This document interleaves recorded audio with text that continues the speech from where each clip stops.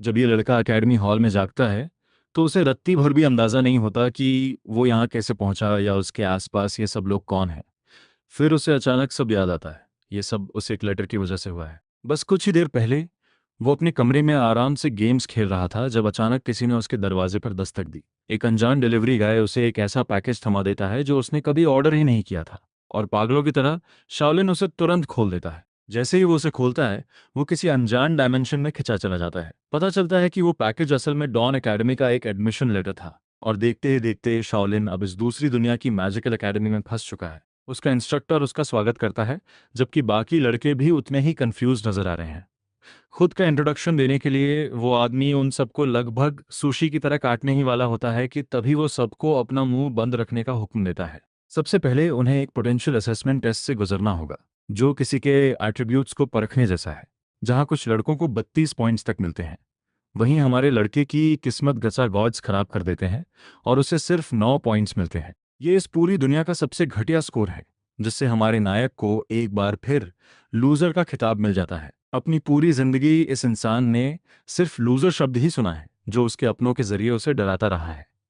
वो अब थक चुका है और इस घटिया लेबल को हमेशा के लिए बदलना चाहता है। शॉलिन झपट्टा मारकर चिप छीन लेता है और दहाड़ता है कि वो खुद को साबित करके रहेगा। कुछ कैंडिडेट्स एक प्रतिभाशाली स्टूडेंट की अफवाहों को लेकर उत्साहित हैं। चिनवन बताता है कि ऐसे लोग ऊपर वाले की मर्जी से चुने जाते हैं, वो असल में महान प्रोडिजीज होते हैं। तभी एक तेज तर्रार लड़की आगे बढ़ती है, जिसके स्टैट शीट इस ग्रुप में सबसे ज्यादा है, गुया। बदकिस्मती से उसके पास भी कोई स्पेशल टैलेंट नहीं है। एकेडमी के मेंबर्स बेशुमार दौलत कमा सकते हैं और अपने पॉइंट्स को किसी भी चीज के लिए एक्सचेंज कर सकते हैं। तभी वो कार्ड जिसे शाओलिन ने छीना था अचानक सामने आता है और उसके स्टैट्स दिखाता है। लेकिन यहाँ एक प्लॉट ट्विस्ट है। यहाँ एक डिडक्टेबल लाइफ स्पैन सिस्टम भी है, जिसका मतलब है कि हर मौत पर उम्र के 10 साल कम हो जाएंगे, और जीरो पर पहुंचने का मतलब है हमेशा के लिए मौत। दिलचस्प बात यह है कि शॉलिन एक हिडन टैलेंट के साथ कुछ अबनॉर्मैलिटी महसूस करता है, एक double S rank secret talent जिसका नाम लर्निंग एबिलिटी है। ये एफ क्लास के बराबर किसी भी एक स्किल को कॉपी कर सकता है, जिसे वो स्कॉलर स्किल का नाम देता है। ये अपनी किस्मत बदलने के लिए उसका सबसे बड़ा ट्रम्प कार्ड बन जाता है। एक छात्र चिंता में विरोध करता है और पूछता है कि इस लाइफ स्पैन सिस्टम का आखिर मतलब क्या है। आखिर इस लड़के के पास देने के लिए सिर्फ 9 साल ही बचे हैं, जिसका मतलब है कि एक बार मरते ही उसका खेल खत्म। वो बेरहम काउंसलर उसके बेवकूफ सिर पर जोर से मारता है और कंफर्म करता है कि हाँ, एक बार मरते ही ये बच्चा सच में मर जाएगा। लेकिन चिन्मन के लिए ये मातम मनाने की बात नहीं, बल्कि एक जैकपॉट है। वो समझाता है कि असली दुनिया में लाइफ स्पैन सालों में गिनी जाती है, जिसका मतलब है कि एक बार मौत हुई तो समझो खेल खत्म। लेकिन इस खास दुनिया में लाइफ स्पैन असल में एक कीमती रिसोर्स है। ये एक तरह का क्रेडिट है जिसे कोई भी मिशंस पूरे करने और अपने स्टैट्स को बफ करने के लिए इस्तेमाल कर सकता है। ये पागलपन की हद तक जाने और खुद को इवॉल्व करने का एक सुनहरा मौका है। वो लूजर जिसके सिर पर चोट लगी थी, अब भी समझने की कोशिश कर रहा है कि आखिर हुआ क्या। वहीं चिनवान बताता है कि कैसे यही एकेडमी छात्रों को अपनी तकदीर बदलने के काबिल बनाती है।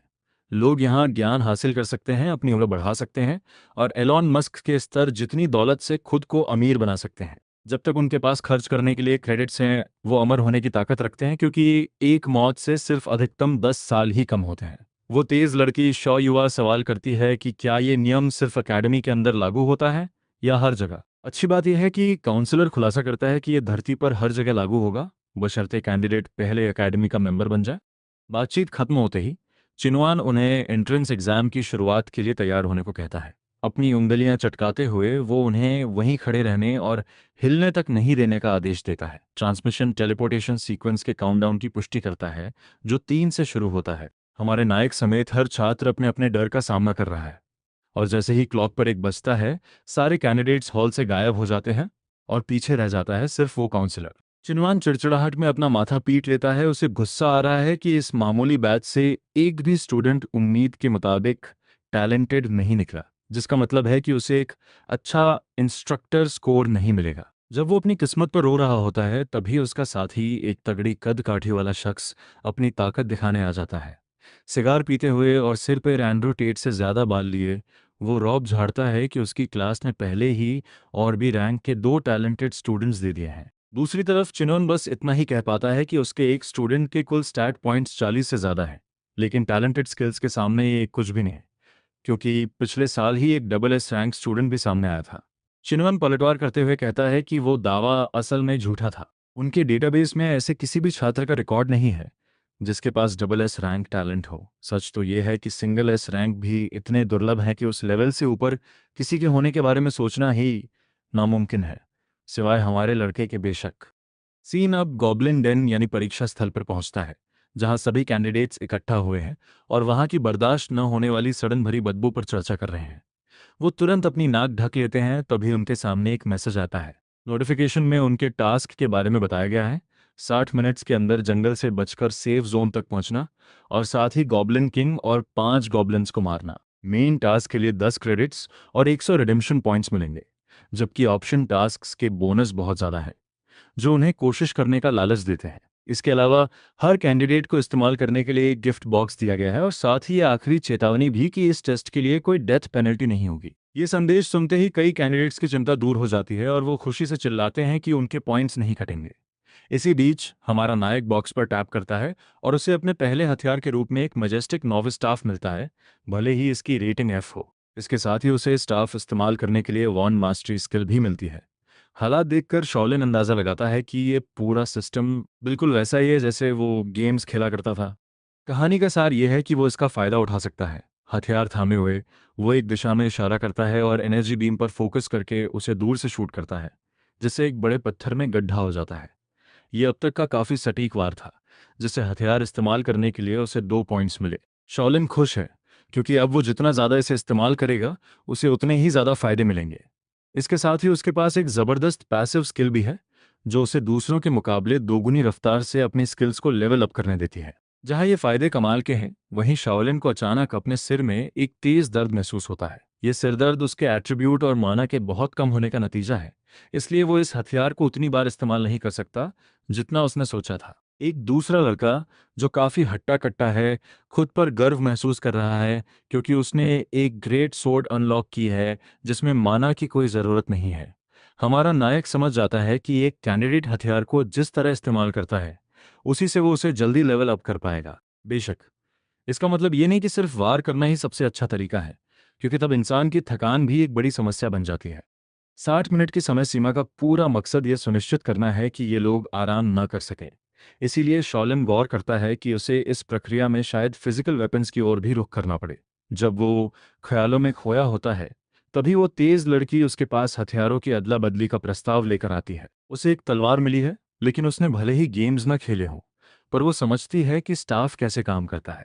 शाओ यू को शक है कि ऐसे हथियार के लिए इंटेलिजेंस एक ज़रूरी फैक्टर है और उसका मानना है कि ये ताकत पर आधारित हथियार के मुकाबले उस पर ज्यादा जचेगा। वो इतनी समझदार है कि उसने ये भी देख लिया कि हमारे लड़के को स्टाफ में कोई दिलचस्पी नहीं है। प्रभावित होकर शॉलिन अपना इंट्रोडक्शन देता है, लेकिन इस लड़की को सिर्फ उस स्टाफ से मतलब है, तो हमारा नायक वो उसे दे देता है। वो उसे आगाह करता है कि स्टाफ के लिए निशाने की ज़रूरत होती है, इसलिए उसे इस्तेमाल करने से पहले सावधानी बरतनी होगी। जहाँ तक शॉलिन की बात है, वो अपनी नई शॉर्ट शॉट के साथ काफ़ी कूल लग रहा है। उसे अपने तजुर्बे के हिसाब से बिल्कुल वैसा ही हथियार मिला जिसकी उसे ज़रूरत थी। ये सोचकर कि किसी के साथ मिलकर काम करना सबसे अच्छा रहेगा, वही लड़का आत्मविश्वास के साथ उस लड़की से पूछता है कि क्या वो उसके साथ टीम अप करना चाहती है। लेकिन इससे पहले कि वो कुछ कह पाता, वो हट्टा कट्टा बेवकूफ़ बीच में आ जाता है और उसके सामने तनकर खड़ा हो जाता है, वही ऑफर देते हुए। ये बड़ा आदमी शियाओ के स्टैट से काफ़ी प्रभावित है और सलाह देता है कि अधिकतम सफलता के लिए वो उसके साथ मिलकर काम करे। यहाँ तक कि उस दुबले पतले लड़के शॉलिम को एक बेकार टीममेट कहकर उसकी बेइज्जती भी करता है। हमारा नायक थोड़ा चिड़चिड़ा महसूस करता है, जबकि वो लड़की स्थिति का जायजा लेती है और सीधे उस आदमी के मुंह पर मना कर देती है। फिर वो पीछे मुड़कर पूरी तरह गर्ल बॉस अंदाज में वहां से चल देती है। वॉम डिलन की बेइज्जती होती है और आसपास के कैंडिडेट्स उसका मजाक उड़ाते हैं। उसका ईगो ये बर्दाश्त नहीं कर पाता और हताशा में वो हमारे नायक को गुस्से भरी नजरों से देखता है। बेचारा शॉलिन बिना वजह धक्का खा जाता है, क्योंकि वो उस वक्त वांग डेलोन के पास खड़ा था जब उसे रिजेक्शन मिला। वो शॉलिन को धमकी देता है और अपनी खोई हुई इज्जत वापस पाने के लिए कूल गाय बनने का नाटक करता है, ये बहाना बनाते हुए कि हमारे लड़के जैसे बेकार इंसान को इस एग्जाम में होने का कोई हक नहीं है। शॉलिन उस आदमी की ओर देखता है और शांति से उसे ये कहकर चुप करा देता है कि उनकी काबिलियत ही इस टेस्ट का नतीजा तय करेगी। उसके पीछे न हटने का नतीजा ये होता है कि वांग उसे शर्ट से पकड़ लेता है और हमला करने की धमकी देता है। निडर होकर नायक मुस्कुराता है और उसे भरोसा दिलाता है कि वैंग को वो मौका नहीं मिलेगा। क्यों? क्योंकि उनकी बातचीत के बीच में ही एक बदसूरत छोटा गॉब्लिन पीछे से उस पर हमला करने की फिराक में है। खुशकिस्मती से वांग के चेहरे पर बस एक खरोंच आती है, लेकिन सच तो यह है कि वो गॉब्लिन उसके चेहरे से ज्यादा डरावना नहीं है। वो हरा शैतान फिर से उछलता है, लेकिन वांग किसी तरह उसे मार गिराता है और अपनी पहली जीत हासिल करता है। ये देखना मजेदार है कि वो शॉलिन पर फिर से चिल्लाता है, क्योंकि उसने उसे आगाह नहीं किया और एम्बुश के वक्त हंस रहा था। इससे पहले कि वो हमारे लड़के का कुछ बिगाड़ पाता, वो बेवकूफ पीछे मुड़कर देखता है और पाता है कि गॉब्लिन्स की पूरी फौज उन पर हमला करने के लिए तैयार खड़ी है। इंसानों की बात करें तो वो पहले ही डर के मारे भागने की तैयारी में है। लड़ाई शुरू होती है और कुछ खिलाड़ी तुरंत ढेर हो जाते हैं। दूसरी तरफ शॉलिन अकेले ही गॉब्लिन्स का मुकाबला कर रहा है। इस सिमुलेशन के बारे में सब कुछ असली है, यहाँ तक कि उन्हें होने वाला दर्द भी बहुत ज्यादा असली है। श्याओ अपने स्टाफ से एक गॉब्लिन को मारती है, जबकि नायक एक को अपनी तलवार से ढेर कर देता है। माहौल को वर्चुअल बताया गया है, लेकिन इसके सेटिंग्स बहुत ज्यादा रियल है। दूसरे शब्दों में, ये कोई आम गेम नहीं है। ऐसी जगह पर एक साधारण इंसान का बचना नामुमकिन है, चाहे उसके पास कोई भी हथियार क्यों न हो। कुछ कैंडिडेट सलाह देते हैं कि उन्हें गुफा के अंदर छिप जाना चाहिए, क्योंकि वो एक सुरक्षित जगह लग रही है। एक लड़का अंदर भागता है, जबकि शॉलिन गौर करता है कि ये जगह अभी के लिए ही सुरक्षित है, क्योंकि बचे हुए 30 मिनट्स के बाद ये वैसी नहीं रहेगी। अपनी भावनाओं को खुद पर हावी होने देने के बजाय हमारा नायक खुद को शांत करता है और विश्लेषण करता है कि वो यहाँ इस वक्त सबसे बेहतर क्या कर सकता है। अगर वो हिचकिचाया तो मारा जाएगा, इसलिए वो बार बार अपनी तलवार चलाना शुरू कर देता है ताकि वो प्रैक्टिस कर सके और हथियार के एक्सपीरियंस पॉइंट्स बढ़ा सके। वो ध्यान देता है कि तलवार चलाने के एक खास तरीके से ही एक्सपीरियंस पॉइंट्स मिलते हैं, इसीलिए उसे दूसरे राउंड से पहले इस मूवमेंट को अच्छे से समझना होगा। अब बस 2 मिनट बचे हैं।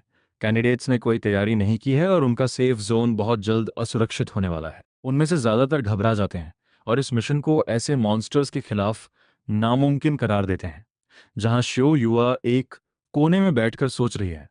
दिलचस्प बात यह है कि वो हमारे नायक को कड़ी मेहनत करते और खुद को थकाते हुए देखती है। वो तेज लड़की उसके पास आती है और कहती है कि इस तरह हथियार चलाने का कोई फायदा नहीं है, क्योंकि लेवल 2 तक पहुंचने में उसे अभी पूरा 1 घंटा लगेगा, तो उनके पास जितना वक्त है उसमें वो कभी इवॉल्व नहीं कर पाएंगे।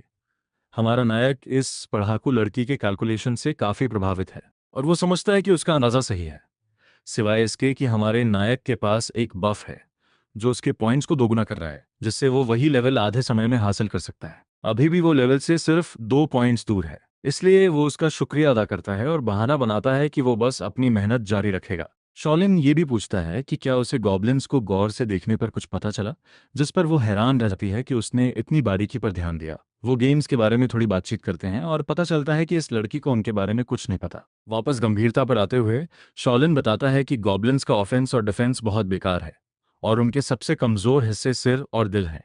दूसरे शब्दों में, उन्हें हराना कोई बहुत बड़ा काम नहीं है, उन्हें बस डरना बंद करना होगा। ये मिशन उतना मुश्किल नहीं है। वो देख सकता है कि उनमें से कुछ डर के मारे कांप रहे हैं, लेकिन ये लोग तो वैसे भी हारने के लिए ही बने हैं। हाँ, उसने सोचा, ये मिशन दरअसल मुश्किल नहीं है, बस सब डर के मारे सुन्न पड़े हैं। ये एक कड़वा सच था, लेकिन ऐसी दुनिया में अगर आप लड़ने की हिम्मत खो देते हैं तो आप खेल पहले ही हार चुके हैं। गुफा का प्रोटेक्शन टाइमर अब आखिरी 2 मिनट पर था और दोनों ने बाहर निकलने की तैयारी कर ली। बाहर निकलने का वक्त आ गया है, शॉलिन ने अपनी डैगर मजबूती से पकड़ते हुए कहा। गुशिया ने सिर हिलाया और कहा कि वो पूरा मिशन भागते हुए नहीं बता सकते। लेकिन जैसे ही वो बाहर निकलने के लिए मुड़े, काले शर्ट वाले उस तथाकथित टफ गाय ने उनका रास्ता रोक लिया। रुको, तुम लोग कहाँ जा रहे हो? वो दहाड़ा। उसे ये बात रास नहीं आ रही थी कि दिमाग वाला ग्रुप उसके हाथ से निकल रहा है। उसने शॉलिन को पूरी तरह नजरअंदाज किया और लड़की पर फोकस किया। गुजिया, मेरे साथ पार्टी अप करो, हमारे स्टैट्स के साथ हम आराम से अपनी मंजिल तक पहुंच सकते हैं। फिर उसने हमारे प्रोटैगनिस्ट की तरफ एक नफरत भरी निगाह डाली और कहा, इस कचरे को साथ ले जाना सिर्फ हमें मरवाएगा। गुजिया की पलक तक नहीं झपकी, वो पहले ही 3 कदम आगे की सोच रही थी। मिशन के हिसाब से सेफ जोन तक पहुंचना मुश्किल नहीं है, उसने शांति से कहा। असली मुश्किल और सबसे बड़ा इनाम तो गॉब्लिन किंग के पास है। उस लड़के ने उसे ऐसे देखा जैसे उसके 2 सिर निकल आए हो। गॉब्लिन किंग सिर्फ एक ऑप्शनल मिशन है और अब तक उस कमबख्त ने कोई आवाज तक नहीं की है। वो झुरझुराते हुए उसके करीब आया। हम शायद बेसिक सर्वाइविंग भी ना कर पाए, और तुम एक हिडन मिशन के बारे में सोच रहे हो। लेकिन बुसिया को यकीन था कि अगर कोई मिशन मौजूद है तो उसे पूरा किया जा सकता है। उसने एक ट्रिगर मैकेनिज्म की थ्योरी पेश की। शायद ये टाइम बेस्ड है, या फिर स्टूडेंट्स की संख्या पर, या सबसे मुमकिन है कि ये मारे गए गॉब्लिन्स की गिनती पर निर्भर है। शॉलिन ने अपनी एक्सपर्ट राय देते हुए टाइम और स्टूडेंट काउंट को खारिज कर दिया। क्योंकि स्कूल उन्हें बॉस फाइट के लिए बिना समय के नहीं छोड़ेगा और संख्या वैसे ही बहुत कम बची है। सबसे बड़ी वजह किल काउंट ही होगी। उसने एक आत्मविश्वास भरी मुस्कान के साथ नतीजा निकाला। एक डरी हुई लड़की ने हाथ में धनुष लिए बीच में टोकते हुए पूछा कि आखिर उन्हें बॉस से लड़ने की ज़रूरत ही क्या है? क्या हम सिर्फ अपना मैंडेटरी मिशन पूरा नहीं कर सकते? उसकी आवाज़ कांप रही थी। शॉलिन मुड़ा और उसके चेहरे के भाव गंभीर हो गए। क्योंकि इस टेस्ट को हारने की कोई पेनल्टी नहीं है, लेकिन जीतना एक बहुत बड़ा प्रॉफिट है। उसने दलील दी कि उसके भागना सर्वाइवल नहीं है, बल्कि एक बहुत बड़ा नुकसान है। उसने उनसे पूछा कि क्या उन्हें वाकई लगता है कि स्कूल शुरू होने के बाद उन्हें बिना किसी रिस्क के क्रेडिट्स कमाने का दोबारा ऐसा मौका मिलेगा? जब क्रेडिट्स और एक्सचेंज पॉइंट्स कमाने का चांस है, तो क्यों न अपनी पूरी जान लगा दी जाए? उसकी बात उनके दिमाग में बैठने लगी और डरे हुए स्टूडेंट्स को भी एहसास हुआ कि जब वो वाकई में नहीं मरेंगे, तो फिर रिस्क लेने में क्या बुराई है। वो टफ गाय अभी भी खुद को अल्फा साबित करने की कोशिश कर रहा था। तुम वाकई इस कमजोर की बात सुनोगे? वो नफरत से बोला। साफ देखो कि कैरी कौन है। मेरी इनिशियल स्टार्ट वैल्यू 32 है। वो अपनी शेखी बघारना पूरी भी नहीं कर पाया था कि गुस्सिया ने उसे चुप करा दिया। 32 पॉइंट्स? ये तो एक औसत इंसान से बस थोड़ा सा ही बेहतर है, उसने बेरुखी से कहा। वो गुस्से में पागल हो गया और चिल्लाया कि उसके स्टैट्स आखिर कितने ज्यादा हो सकते हैं। उसने अपना चश्मा ठीक किया। उसकी आवाज़ बर्फीली और तीखी थी। 46 पॉइंट्स। अब क्या तुम चुप रहोगे? उसके बाद जो खामोशी छाई वो डरावनी थी। उस लड़के का चेहरा ऐसा हो गया जैसे उसने नींबू चाट लिया हो। यहाँ तक कि शॉलिन भी अंदर से हिल गया। 46 पॉइंट्स? ये तो मेरे स्टैट्स से 5 गुना ज़्यादा है, उसने सोचा। उसकी आंखें हैरानी से फटी रह गईं। ये लड़की सिर्फ जीनियस नहीं थी, वो एक पावर हाउस थी। एक कुदरती नेता की तरह उसने कमान संभाली। जो लोग असेसमेंट पास करना चाहते हैं और एक्स्ट्रा रिवॉर्ड्स पाना चाहते हैं, वो अब मेरे कमांड को फॉलो करें। उसने सबको रूल्स देना शुरू किया। हाई स्टैट्स वाला वो लड़का सामने एग्रो ड्यूटी पर रहेगा, जबकि रेंज वेपन वाले पीछे से सपोर्ट देंगे। फिर उसने शॉलिन की तरफ देखा। उसने अपना रोल पहले ही सोच रखा था। मैं रोमिंग और हैरासिंग की जिम्मेदारी संभालूंगा, उसने अपनी आंखों में एक चालाकी भरी चमक के साथ कहा। और साथ ही मैं उन गॉब्लिन्स को लास्ट हिट दूंगा जो कम हेल्थ के साथ भाग रहे होंगे। वो जानता था कि उसके स्टैट सामने सामने की लड़ाई के लिए बहुत कम है, इसलिए वो एक स्कैवेंजर की तरह खेलेगा। पूरा ग्रुप बाहर निकला और जंग तुरंत शुरू हुई। अब तू मरेगा। वो टफ गाय दहाड़ा अपनी भारी ब्लेड घुमाते हुए उसने गॉब्लिन्स को चीरना शुरू कर दिया। उसके पीछे खड़ी आर्चर लड़की ने डोरी खींची और तीर चला दिया। वहां तबाही मची थी, पर वो एक सुव्यवस्थित तबाही थी। एक गॉब्लिन एक लड़की पर झपटा, पर शॉलिन बिजली की रफ्तार से वहां पहुंचा। उसने उस दरिंदे को बीच में ही रोका और उसकी डैगर ने पूरी सटीकता के साथ अपना निशाना ढूंढ लिया। सिस्टम का एक नोटिफिकेशन चमका। Slay goblin X1। उस लड़की ने कांपते हुए उसे शुक्रिया कहा, पर उसका ध्यान पहले ही अगले टारगेट पर था। बिल्कुल ऐसे ही उसने खुद को याद दिलाया, सामने की लड़ाई में मत उलझो, स्टैमिना बचाओ और बस आखिरी वार करने का मौका ढूंढो। ये एक ठंडी और असरदार स्ट्रैटेजी थी और ये काम कर रही थी। उसकी आंखों के सामने नोटिफिकेशंस की बाढ़ आ गई। Slag goblin X2, slag goblin X3, slag goblin X4। वहां खड़ा एक स्टूडेंट यकीन ही नहीं कर पा रहा था कि कैसे सिंगल डिजिट स्टैट्स वाला ये प्यारा सा दिखने वाला लड़का ठीक उसी पल हमला करता है जब मॉन्स्टर सबसे ज्यादा कमजोर होता है। हर बार उसका वार एकदम सटीक बैठ रहा था, लेकिन वो अकड़ू अल्फा लड़का ये सब बर्दाश्त नहीं कर पा रहा था। वो खुद से बड़बड़ाया कि ये सब बस इसकी किस्मत है, ये तो बस दूसरों के किए हुए शिकार बटोर रहा है। लेकिन गुस्सिया इस किस्मत के पीछे की असलियत देख पा रही थी। उसने गौर किया कि यह महज अच्छी किस्मत नहीं है। वो लड़का तो पहले से ही जान लेता है कि कब गोबलिन की नज़र से बचना है, यहाँ तक कि वो उनके मूवमेंट्स को भी पहले से ही भांप रहा था। तभी एक नया पिंग गूंजा, बेसिक डैगर मास्टरी X। और फिर स्क्रीन पर एक बड़ा सा फ्लैश चमका, level up, basic dagger mastery level up, current level 2। Shaolin ने अपने चेहरे से थोड़ी धूल पोंछी और सोचने लगा कि कैसे उसकी गेम खेलने की आदत आखिरकार एक जान बचाने वाली स्किल बन गई। वो याद करने लगा कि शुक्र है उस वक्त मैंने वो इमर्सिव VR गेम्स का सेट ले लिया था और 2 महीने तक पागलों की तरह उन्हें खेला था, वरना मैं इतने सटीक तरीके से लास्ट हिट कभी नहीं कर पाता। अचानक एक तीखे अलर्ट ने उसकी सोच में एक खलल डाल दिया। सिस्टम विंडो ने घोषणा की, डेटाबेस डिटेक्शन कंप्लीट। आप इस साल के फ्रेशमैन में स्किल लेवल 2 तक पहुंचने वाले पहले स्टूडेंट हैं। ऐसा लगता है कि जी तोड़ मेहनत करने का फल उसे मिल गया, क्योंकि स्कूल उसे एक फ्री स्किल दे रहा है। Skill unlocked heavy by LV1। Description से पता चला कि ये एक बेहद ताकतवर प्रहार है जो उसकी मौजूदा स्ट्रेंथ पर निर्भर करता है। हालांकि इसमें स्टैमिना बहुत ज़्यादा खर्च होता है और इसका कूल डाउन 1 मिनट का है। शॉलिन ने अपनी मुट्ठी भींची और उसके चेहरे पर एक आत्मविश्वास से भरी मुस्कान फैल गई। लेवल अप भी हो गया और एक नई स्किल भी मिल गई। अब बस एक और गोबलिन बचा है और ऑप्शनल मिशन 1 पूरा हो जाएगा। उसने अपने आखिरी टारगेट को देखा और आगे की ओर झपटा। उसने अपनी तलवार उस जीव के आर पार कर दी और सिस्टम ने शिकार की पुष्टि की। Slay goblin X5। Optional mission 1 completed. उसने अपनी सांसें काबू में की। वो अब संतुष्ट था कि आखिरकार एक मिशन तो खत्म हुआ। लेकिन जैसे ही उसने राहत की सांस लेनी शुरू की, पूरे इलाके में एक अजीब सी स्टैटिक आवाज गूंजी। वो गायब हो गया। अल्फा लड़का हकलाते हुए बोला। वो हैरान था क्योंकि पास ही खड़ा एक गोबलिन सचमुच डिजिटल पिक्सल्स में बदलकर घुल रहा था। अरे ये क्या हो रहा है? ये हलचल और बढ़ गई जब आसमान में एक बहुत बड़ा अनाउंसमेंट बॉक्स दिखाई दिया। Goblin population reduced by 1/3। Hidden conditions now met. Activating boss. एक ऐसा साया जो पेड़ों को भी बौना कर दे, पूरे मैदान पर छा लगा। गॉबलिन किंग ने अपनी ऊंचाई से नीचे खड़े नन्हे इंसानों को देखा और उन्हें परखने लगा। शाओलिन हमेशा की तरह शांत था और उसने अपनी नजरें नहीं हटाईं। वो उस विशालकाय आकृति को देखता रहा। गॉबलिन किंग ने एक गहरी सांस ली। उसका सीना चौड़ा हुआ और फिर उसने एक ऐसी दहाड़ मारी जो हड्डियों तक को कांपा दे। हवा को चीरती हुई एक विशाल साउंड वेव पूरे इलाके में फैल गई। वो तीरंदाज लड़की अपने कानों पर हाथ रखकर दर्द से करा उठी। उसका चेहरा बिगड़ गया था क्योंकि उसे लगा कि उसके कान के पर्दे फट जाएंगे। यहाँ तक कि हमारे हीरो और उस दिमाग वाली गुस्सा को भी उस चीख के भारी दबाव के कारण अपनी आंखें मींचनी पड़ी। जैसे ही धूल थमी, मॉन्स्टर के ऊपर एक लाल रंग की सिस्टम हेल्थ बार चमकने लगी और वो सच में बहुत बड़ी थी। स्क्रीन पर लिखा आया, nightmare dungeon boss goblin king. वो दानव वहां खड़ा था। उसके नुकीले जबड़ों से भाप निकल रही थी। वो किसी के सबसे बुरे सपने के फाइनल बॉस जैसा लग रहा था। हमारे लड़के ने गौर किया कि छोटे गोबलिन्स पूरी तरह गायब हो चुके थे। अब बस वो और वो विशाल दानव ही बचे थे। जो लोग बच गए थे उनकी हालत खराब हो रही थी। एक स्टूडेंट तो मायूसी में चिल्लाने लगा, क्या मजाक है? इसकी हेल्थ बार तो मेरी उम्र से भी लंबी है। मैं इतने भयानक मॉन्स्टर से कैसे लड़ सकता हूँ? एक और लड़के ने फैसला कर लिया कि उसे इस सुपर मैजिक एकेडमी का कोई अनुभव नहीं चाहिए। वो चिल्लाया, मैं हार मानता हूँ। तुम लोग खुद इससे लड़ो।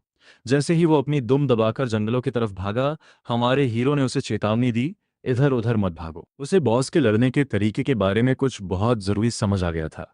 उसने गौर किया कि इन गोबलिन्स की एक खासियत है।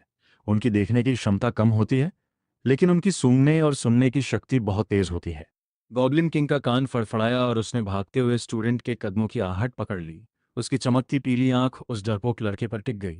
शाओलिन का चेहरा उतर गया। वो समझ गया कि उस स्टूडेंट की बेवकूफ़ी ने सबकी जान खतरे में डाल दी है। इसी बीच वॉन्ग दालन, वो भारी भरकम तलवार वाला लड़का, अपनी धाक छोड़ने के मूड में नहीं था। उसने बाकी बचे लोगों पर चिल्लाते हुए कहा, तुम लोग किस बात से डर रहे हो? हम तादाद में ज्यादा हैं। हम सब मिलकर इसे मार सकते हैं। एक दहाड़ के साथ वो हवा में उछला और अपनी विशाल तलवार को ऊपर उठाया। बड़े मियाँ, जरा ये तलवार चखो। उसने अपनी पूरी ताकत से वार किया, लेकिन गॉबलिन किंग टस से मस नहीं हुआ। उसने बस एक बोरियत भरी चमकती आंख से उसे देखा और सीधे वॉन्ग दालन के पेट पर एक जोरदार मुक्का जड़ दिया। वो वार बहुत ही खतरनाक था। सबसे बेहतरीन स्टैट्स वाला वो लड़का किसी कपड़े की गुड़िया की तरह पीछे उड़ता हुआ गया और एक पत्थर की दीवार से जा टकराया। खून के फव्वारे छूटने लगे और वो नीले पिक्सल्स में बदलकर खत्म होने लगा। ग्रुप की हिम्मत पूरी तरह टूट गई। भागो यहां से। वोंग दालान तो एक ही झटके में ढेर हो गया। चलो भागो। दहशत फैल चुकी थी। एक स्टूडेंट चिल्लाता हुआ भागने की कोशिश कर रहा था, लेकिन गॉबलिन किंग मुझसे कहीं ज्यादा तेज था। एक विशाल हरा पैर नीचे आया और उसे मिट्टी में कुचल दिया। बॉस अब पूरी तरह तांडव पर उतर आया था। उसने अपना बड़ा सा गदा घुमाया और एक और स्टूडेंट को कीड़े की तरह मसल दिया। फिर उसने अपना ध्यान एक और लड़की की तरफ फेरा जो डर के मारे जम गई थी। जैसे ही उस गधे का साया उस पर पड़ा, अचानक हवा में बैगनी बिजली सी कौंधी। बुशिया ने अपनी स्टॉफ से एक ब्लास्ट किया, लेकिन वो बस मॉन्स्टर के हाथ को छूकर निकल गया। उसकी हेल्थ पर कोई खास असर नहीं हुआ। उसने गुस्से में अपने होंठ चबाए। निशाना चूक गया। हाथ पैरों पर हमला करने से डैमेज फॉल ऑफ है। हमें इसके वाइटल्स पर वार करना होगा। उस लड़की ने चारों तरफ मची तबाही को देखा। उसके मन में विचार चल रहे थे कि मेरी असल योजना के मुताबिक बाकी लोग गॉबलिन किंग को उलझा कर रखते और मैं और दूसरे रेंज अटैकर्स पीछे से हमला करते। जब तक सब मिलकर काम करते, हम इस बॉस को अपनी मेंटल पावर खत्म होने से पहले मार देते। लेकिन अब सब बिखर चुके थे। लोग अपने हथियार छोड़कर भाग रहे थे। उसने सोचा कि उसकी योजना कितनी किताबी थी। वो उस विशालकाय हरे पहाड़ जैसे मॉन्स्टर के सामने एक नन्ही सी आकृति बनकर अकेली खड़ी थी। गॉबलिन किंग ने अपना गदा उठाया।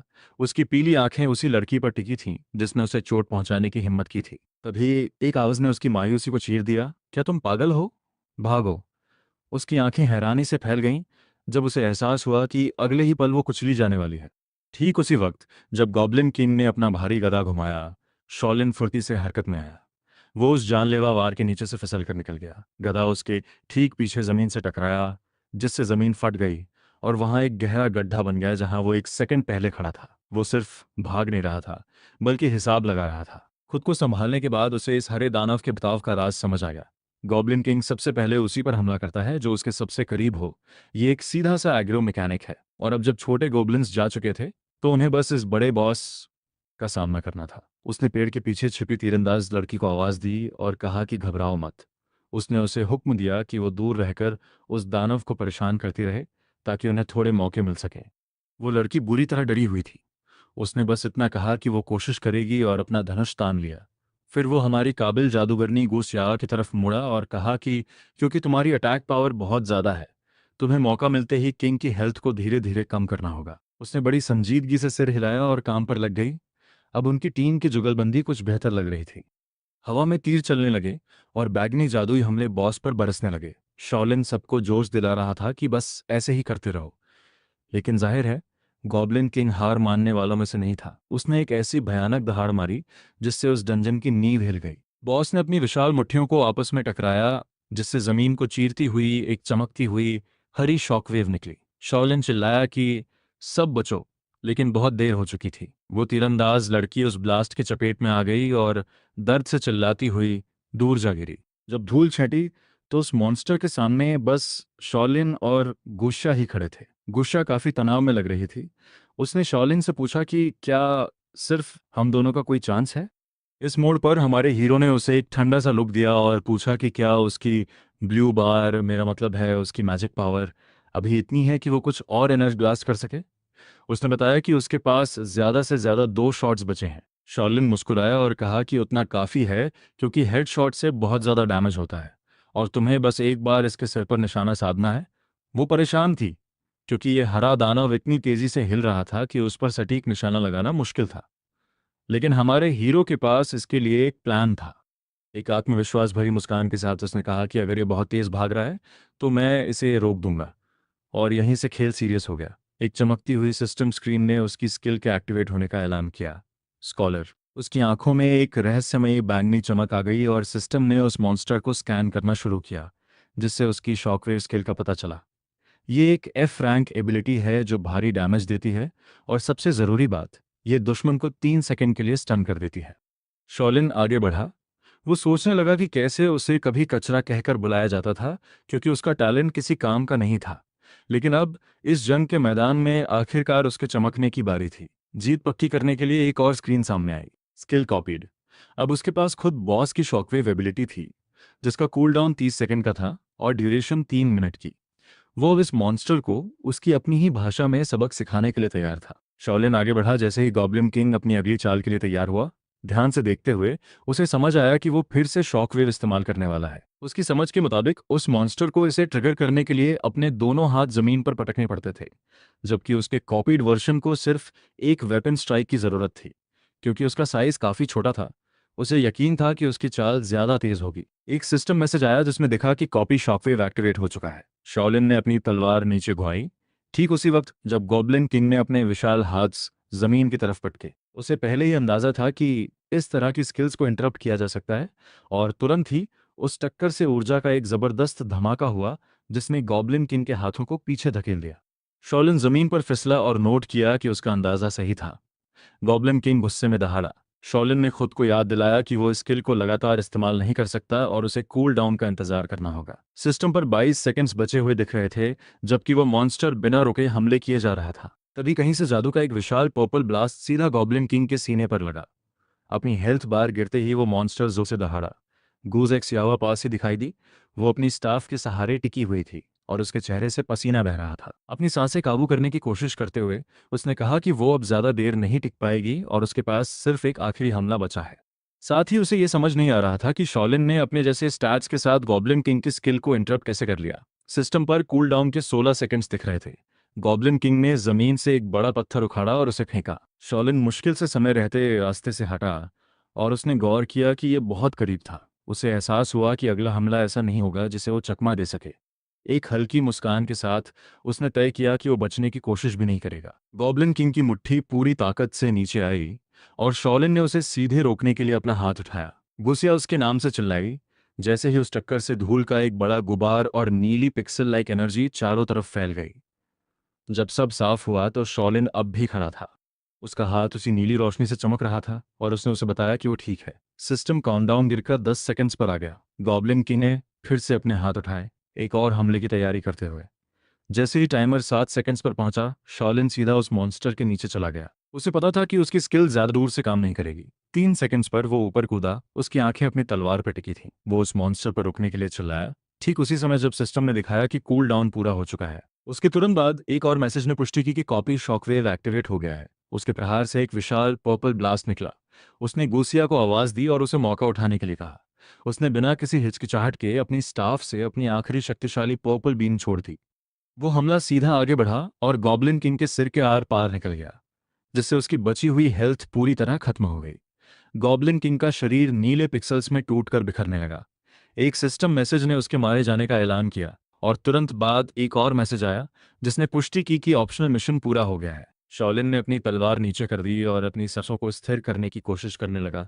उसने कहा कि आखिरकार उन्होंने उसे हरा दिया, लेकिन उसके ठीक बाद उसके पैरों ने जवाब दे दिया। वो घास पर आगे की तरफ गिर पड़ा, धीरे से बड़बड़ाते हुए कि ये तो बस एक सेफ जोन मिशन होना चाहिए था। गुसिया भागकर उसके पास आई और उसे नीचे देखा। वो काफी फिक्रमंद लग रही थी। जैसे जैसे सब धुंधला होने लगा, उसके मन में एक ख्याल आया जो धीरे से कह रहा था कि ऐसा लगता है जैसे कंप्लीशन मुमकिन नहीं होगा। दृश्य एक शानदार हाईटेक बोर्डरूम की तरफ मुड़ा। कई लोग एक लंबी चमकती हुई मेज के चारों ओर बैठे थे। तभी उनमें से एक ने पूछा कि क्या सबने अपनी क्लास के फ्रेशमैन टेस्ट रिजल्ट चेक कर लिए हैं। मेज के ऊपरी छोर पर मिनिस्टर ऑफ एडमिशंस बैठा था, जो हाथ में सिगरेट लिए एक तीखे नैन नक्श वाला आदमी था। उसने कहा कि वो समरी पेश करेगा। उसने समझाया कि इस साल 12 क्लासेस में 1360 स्टूडेंट्स ने दाखिला लिया है। फिर उसने नतीजों का ब्यौरा दिया। 560 स्टूडेंट्स एफ रैंक में आए, 450 डी रैंक में, 200 सी रैंक में, 83 बी रैंक में और 52 ए रैंक तक पहुंचे। एक छोटे ठहराव के बाद उसने जोड़ा कि 15 स्टूडेंट्स ने एस रैंक हासिल की है। इस बात ने लोगों को चर्चा करने पर मजबूर कर दिया। एक महिला हैरान दिखी, जबकि एक आदमी ने कहा कि एस रैंक तक पहुंचे का मतलब है तीनों मिशंस को पूरा करना और जिंदा बाहर निकलना। उसे हैरानी हुई कि क्या फ्रेशमैन का ये बैच वाकई इतना मजबूत है और उसने पूछा कि क्या बहुत सारे टैलेंटेड स्टूडेंट्स सामने आए हैं। एक गठीले बदन वाले आदमी ने कहा कि उसकी क्लास में ही 2 टैलेंटेड स्टूडेंट्स थे, जबकि एक सुनहरे बालों वाली महिला ने जोड़ा कि उसकी क्लास में भी 2 थे, हालांकि वो सिर्फ बी रैंक के थे। मिनिस्टर ने पुष्टि की कि फ्रेशमैन के बीच 13 टैलेंटेड स्टूडेंट्स थे। उसने अपनी सिगरेट बुझाई और कहा कि पिछले 10 सालों में ये सबसे मजबूत बैच है और सबकी मेहनत के लिए शुक्रिया अदा किया। लिटिल चिन नाम के एक आदमी ने अपना सिर अपने हाथ पर टिकाया और कहा कि उसकी क्लास से एक भी टैलेंटेड स्टूडेंट नहीं निकला। मिनिस्टर ने उसकी तरफ देखा और कहा कि भले ही उसकी क्लास सेफ जोन तक नहीं पहुंची, फिर भी उन्होंने 2 स्कूल रिकॉर्ड्स बनाए हैं। चिन ने हैरानी से ऊपर देखा। मिनिस्टर ने समझाया कि पहले तो एक ही क्लास के 2 नॉन टैलेंटेड स्टूडेंट्स को एक साथ एस इवैल्यूएशंस मिले। फिर उसने जोड़ा कि उनमें से एक ने डॉन एकेडमी की स्थापना के बाद से अब तक के हाईएस्ट इंटेलिजेंस स्टैट का रिकॉर्ड तोड़ दिया। कमरे में सन्नाटा छा गया जब उसने एक और बात बताई। लोएस्ट ओवरऑल स्टैट रिकॉर्ड भी बना लिया गया है। उसने इशारा किया कि ये दोनों बिल्कुल उलट रिकॉर्ड्स चिन की क्लास के उन्हीं 2 स्टूडेंट्स के हैं जिन्हें एस रैंक मिला है। एक डिस्प्ले पर उनका स्टैट चार्ट दिखाई दिया। एक साफ तौर पर गुसिया का था, जिसका इंटेलिजेंस स्टैट चार्ट की सीमाओं के बहुत बाहर था, जबकि दूसरा शॉलिन के बेहद कम स्टैट्स दिखा रहा था, जिसमें उसका सबसे ज्यादा कॉन्स्टिट्यूशन सिर्फ 3 था और बाकी सब 2 पर टिके थे। मिनिस्टर ने कहा कि इस स्थिति ने प्रिंसिपल का ध्यान भी अपनी ओर खींच लिया है। एक सिस्टम मैसेज आया। एंट्रेंस टेस्ट खत्म हो गया था और टेलीपोर्टेशन की तैयारी की जा रही थी।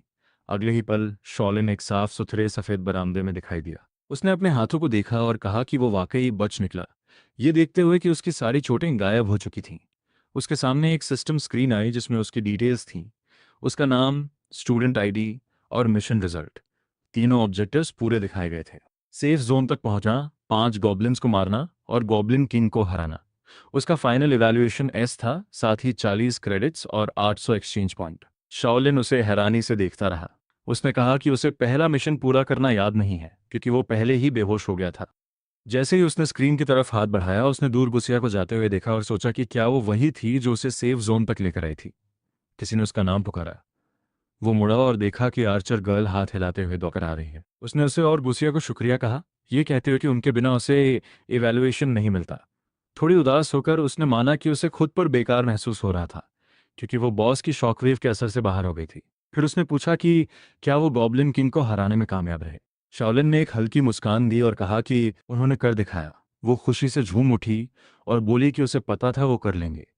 तभी एक बड़े कद काठी वाले आदमी की टक्कर शॉलिन से हुई और उसने चिड़चिड़े अंदाज में वो कहा। उसने कहा कि ये सब सिर्फ किस्मत थी और आगे जोड़ा कि शाओलिन जैसे स्टैट्स के साथ अगर उसने पूरे समय गुसिया का सहारा नहीं लिया होता तो वो अनगिनत बार खत्म हो चुका होता। कुछ ही देर बाद गुसिया अपने लंबे कोट में शांत दिखती हुई वहां आई। वो शाओलिन के सामने रुकी, उसका नाम लिया और कहा कि वो उससे लड़ाई के बारे में अकेले में बात करना चाहती है। उसकी नज़रें उस पर टिकी थीं, गंभीर और फोकस्ड। शॉलिन और गुजिया सब कुछ शांत हो जाने के बाद एक खाली बरामदे में साथ खड़े थे। शॉलिन ने सेफ जोन मिशन के दौरान जो उसने किया उसके लिए उसे शुक्रिया कहा, लेकिन गुसिया ने बात को सादा रखा, ये कहते हुए कि ये बस बेहतरीन रिवॉर्ड्स पाने की एक आपसी कोशिश थी। उसने अपना चश्मा ठीक किया और जोड़ा कि अगर शॉलिन ने बीच में आकर गॉब्लिन किंग की स्किल को इंटरप्ट ना किया होता और वो मौका न बनाया होता तो वो आखिरी प्रहार नहीं कर पाती। शॉलिन सुनता रहा, मन ही मन ये गौर करते हुए कि उसने कितनी शांति और स्पष्टता से सब कुछ समझाया। फिर उसने कुछ और बात छेड़ी। उसने कहा कि उसके मौजूदा स्टैट्स के हिसाब से उसका किसी बॉस की स्किल को इंटरप्ट करना मुमकिन ही नहीं था। फिर भी उसने उससे कहा कि हर किसी के अपने राज होते हैं और वो उसके राज जानने की कोशिश नहीं करेगी। उसने जोड़ा कि अगर कोई पूछेगा तो वो इस बात को अपने तक ही रखेगी। शॉलिन ने अपना सिर पीछे से खुजलाते हुए उसे शुक्रिया कहा। गुसिया ने फिर बताया कि उनके नेम प्लेट्स में जो स्मार्ट ब्रेन सिस्टम है उसमें एक कम्युनिकेशन फीचर है और उसने सुझाव दिया कि उन्हें एक दूसरे को फ्रेंड के तौर पर ऐड कर लेना चाहिए। शॉलिन मान गया और उसने उसे इंटरफेस खोलने के लिए मन ही मन स्मार्ट ब्रेन कहने को कहा। जैसे ही उसने ऐसा किया उसके सामने एक स्क्रीन आई जिसमें उसकी बेसिक इन्फो थी। उसका नाम, स्टूडेंट आईडी 20235, साथ ही 40 क्रेडिट्स और 800 एक्सचेंज पॉइंट्स। उसके स्टैट्स सब कम थे, स्ट्रेंथ, एजिलिटी और इंटेलिजेंस 2 पर और कॉन्स्टिट्यूशन 3 पर था। गुसिया ने उसकी स्टूडेंट आईडी मांगी और उसने उसे बता दिया। लगभग तुरंत ही एक नोटिफिकेशन आया कि उसे उसकी तरफ से एक फ्रेंड रिक्वेस्ट मिली है। शॉलिन ने उसे स्वीकार कर लिया और सिस्टम ने पुष्टि की कि अब वो जुड़ चुके हैं। तभी चिनचुआन की आवाज़ पूरे इलाके में गूंजी, जिसमें उन सभी छात्रों को तुरंत एंट्रेंस पर इकट्ठा होने को कहा गया जिन्हें एफ रैंक मिला था। फिर उसने बाकी सबको अपने स्मार्ट ब्रेन मैप्स खोलने और सेंट्रल प्लेग्राउंड की तरफ बढ़ने का निर्देश दिया। जैसे ही लोग आगे बढ़ने लगे, चिनचुआन ने गुसिया को बुलाया, ये कहते हुए कि वो उससे बात करना चाहता है। वो मान गई और उसके पीछे चल दी, शॉलिन को अकेला छोड़कर। शॉलिन ने अपना मैप खोला और देखा कि प्लेग्राउंड का रास्ता कोर्टयार्ड से होकर जाता है। जैसे ही उसने गुसिया को जाते हुए देखा, उसे हैरानी हुई कि क्या चिनचुआन उसमें उसकी एस रैंक की वजह से दिलचस्पी ले रहा है या उसने कुछ और भी गौर किया है।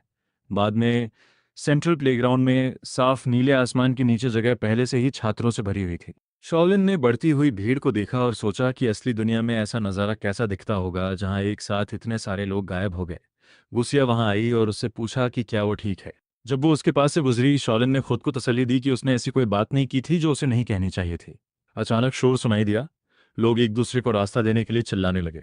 स्टूडेंट काउंसिल यूनिफॉर्म पहने नीले बालों वाला एक नौजवान भीड़ के बीच से निकलकर सामने आया। कुछ ही देर बाद एक ऑफिशियल ने स्टूडेंट्स को अपनी अपनी क्लासेस के हिसाब से कतार में लगने का निर्देश दिया। वो नौजवान एक पोडियम के पास जाकर खड़ा हुआ जहां हवा में एक ब्लू क्रिस्टल तैर रहा था। उसने अपना परिचय स्टूडेंट काउंसिल प्रेसिडेंट के रूप में दिया और बताया कि प्रिंसिपल को आने में थोड़ी देर हुई है, लेकिन वो जल्द ही पहुंच जाएंगे। फिलहाल उसने कहा कि वो एकेडमी की तरफ से फ्रेशमैन का स्वागत करेगा। इससे पहले कि वो अपनी बात जारी रख पाता, एक गहरी और खौफनाक दहाड़ ने पूरे इलाके को हिलाकर रख दिया। शॉलिन और बाकी सबने ऊपर की तरफ देखा, जहां आसमान में एक विशाल ड्रैगन नजर आया जिसकी आंखें बैगनी रंग में चमक रही थी। उसके विशाल शरीर की परछाई पूरे प्लेग्राउंड पर छा गई। शॉलिन ने फौरन उस प्रेशर को महसूस किया। उसकी पेशानी पर पसीना छलक आया। वो बस टकटकी लगाए उस मंजर को देख रहा था। एक असली ड्रैगन को अपने ठीक सामने उतरते हुए देखना उसके होश उड़ा रहा था। उस विशाल पर्पल ड्रैगन की दहाड़ से पूरी जगह थर्रा उठी। अब इसमें कोई शक नहीं था, ये एक असली ड्रैगन था। शॉलिन वहीं जड़ होकर खड़ा रह गया, उसके चेहरे से पसीना बह रहा था।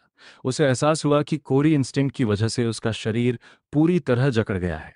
उससे कुछ ही दूरी पर गुस्सियाह भी बुरी तरह कांप रही थी। उसे भी महसूस हो रहा था कि वो अपनी जगह से हिल तक नहीं पा रही।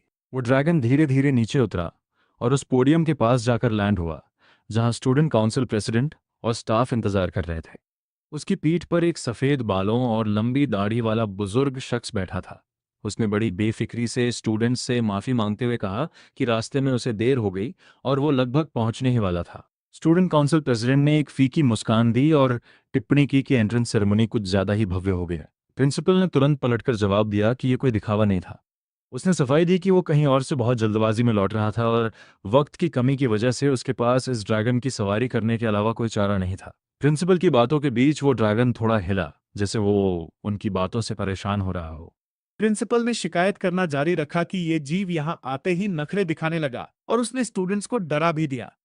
उसने चेतावनी दी कि अगर इसने दोबारा गड़बड़ की तो वो इसे एक सोफा में बदल देगा। शॉलिन ये सब देख रहा था और मन ही मन सोच रहा था कि यही वो शख्स है, एकेडमी का प्रिंसिपल, जिसके पास उसके स्कॉलर टैलेंट को परखने का अधिकार और क्षमता है। प्रिंसिपल ने फिर कहा कि उसने एंट्रेंस टेस्ट के नतीजे देख लिए हैं और इस साल का बैच वाकई काफ़ी प्रभावशाली है। उसकी निगाहें पूरी भीड़ पर घूमी, जो इतनी पैनी और फोकस थीं कि शॉलिन तनाव में आ गया। तभी जमीन पर एक पर्पल मैजिक सर्कल उभरा और एक एम्प्लीफिकेशन स्पेल एक्टिवेट हो गया। प्रिंसिपल ने अब और भी फॉर्मल लहजे में बोलना शुरू किया।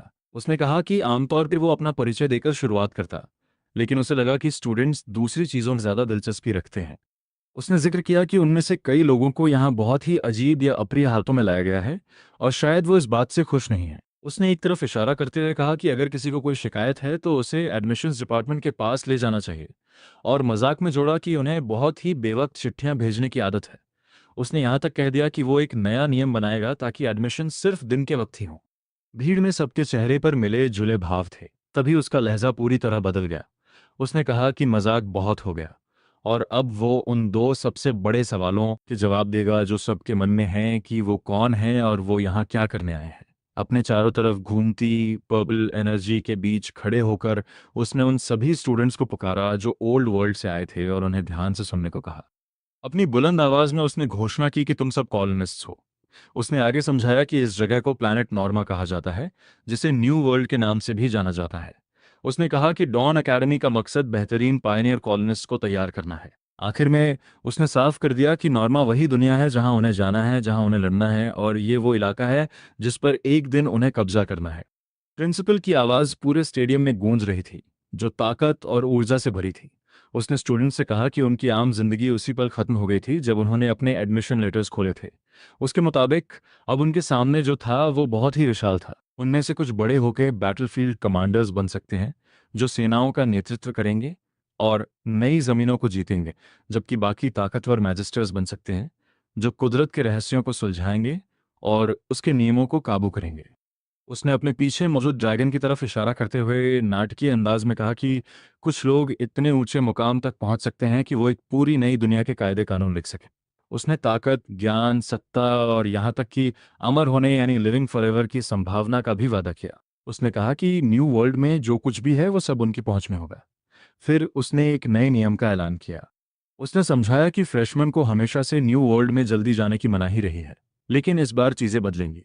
उसने घोषणा की कि यूनिवर्सिटी टर्म कॉम्प्रिहेंसिव एग्जाम में जो टॉप 3 स्टूडेंट्स होंगे, उन्हें बाकी सबसे पहले वहां जाने का हक मिलेगा। इस बात पर फौरन प्रतिक्रिया हुई। स्टूडेंट काउंसिल प्रेसिडेंट घबराते हुए आगे आया और बोला कि यह फैसला फ्रेशमैन की सुरक्षा से जुड़ा है। प्रिंसिपल ने उसे बात पूरी नहीं करने दी। उसने एक तीखी नज़र से उसे खामोश कर दिया।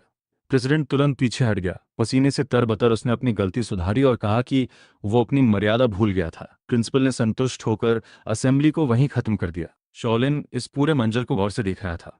उसने गौर किया कि प्रेसिडेंट की प्रतिक्रिया कितनी गंभीर थी और उसे शक हुआ कि क्या इस नए नियम के पीछे कोई छुपा हुआ खतरा है। फिर भी उसने इस पर ज्यादा देर नहीं सोचा। उसने तय किया कि उसका पूरा ध्यान एकेडमी की दी हुई हर सुविधा का इस्तेमाल करके अपनी ताकत बढ़ाने पर होना चाहिए। जैसे ही वो निकलने वाला था, इंस्ट्रक्टर चिन शुआन ने उसे आवाज दी और रुकने को कहा। शॉलिन पीछे मुड़ा और चिन ने समझाया कि एकेडमी के नियमों के मुताबिक एंट्रेंस टेस्ट का टॉप स्कोरर अपने आप क्लास मॉनिटर बन जाता है। चूंकि गोसिया ने पीछे हटने का फैसला किया था, इसलिए अब यह जिम्मेदारी उसे दी गई थी। चिन ने आगे बताया कि मॉनिटर बनने से एक्स्ट्रा क्रेडिट्स, बेहतर रिसोर्स एक्सेस और स्पेशल पर्क्स मिलते हैं, ऐसी चीज़ें जो किसी ऐसे शख्स के बहुत काम आ सकती हैं जिसकी रैंकिंग सबसे नीचे हो। उसने ये भी कहा कि 3 महीने बाद कॉम्प्रिहेंसिव एग्जाम खत्म होने पर इस पद को दोबारा तय किया जाएगा। तभी शॉलिन के सामने एक होलोग्राफिक मैसेज चमका जिसमें लिखा था कि उसे इंस्ट्रक्टर चिन चुआन द्वारा फ्रेशमैन ईयर क्लास 7 का एक्टिंग क्लास मॉनिटर नियुक्त किया गया है। चिन ने उसे जाने से पहले स्मार्ट ब्रेन द्वारा भेजे गए एक्स्ट्रा मैनुअल को पढ़ने की हिदायत दी। डॉर्मेट्री की तरफ जाते हुए शॉलिन सोचता रहा कि आखिर इन सुविधाओं यानी प्रिविलेजेस का असली मतलब क्या है। रिसेप्शन डेस्क पर एक सॉफ्टमोर ने डॉर्म रूल समझाते हुए बताया कि दरवाजे शाम 7 बजे बंद हो जाते हैं और सुबह 6 बजे खुलते हैं। उसने चेतावनी दी कि रात भर बाहर रहने पर उसे क्रेडिट का नुकसान होगा। शॉलिन ने सिर हिलाकर उसकी बात समझ ली, लेकिन जैसे ही उसने उसका आईडी चेक किया उसका पूरा बर्ताव बदल गया। ये जानकर कि वो एक क्लास मॉनिटर है, वो हैरान और उत्साहित दिखी।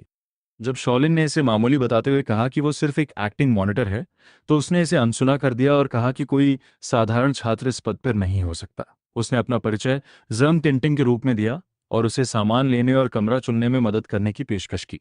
उसे हरे रंग की फ्रेशमैन यूनिफॉर्म थमाते हुए उसने बातों बातों में बताया कि सोफ्टमोर्स नीले कपड़े पहनते हैं।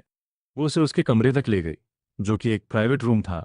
ऐसी सुविधा जो सिर्फ क्लास मॉनिटर्स को दी जाती थी, जबकि आम फ्रेशमैन को कमरा साझा करना पड़ता था।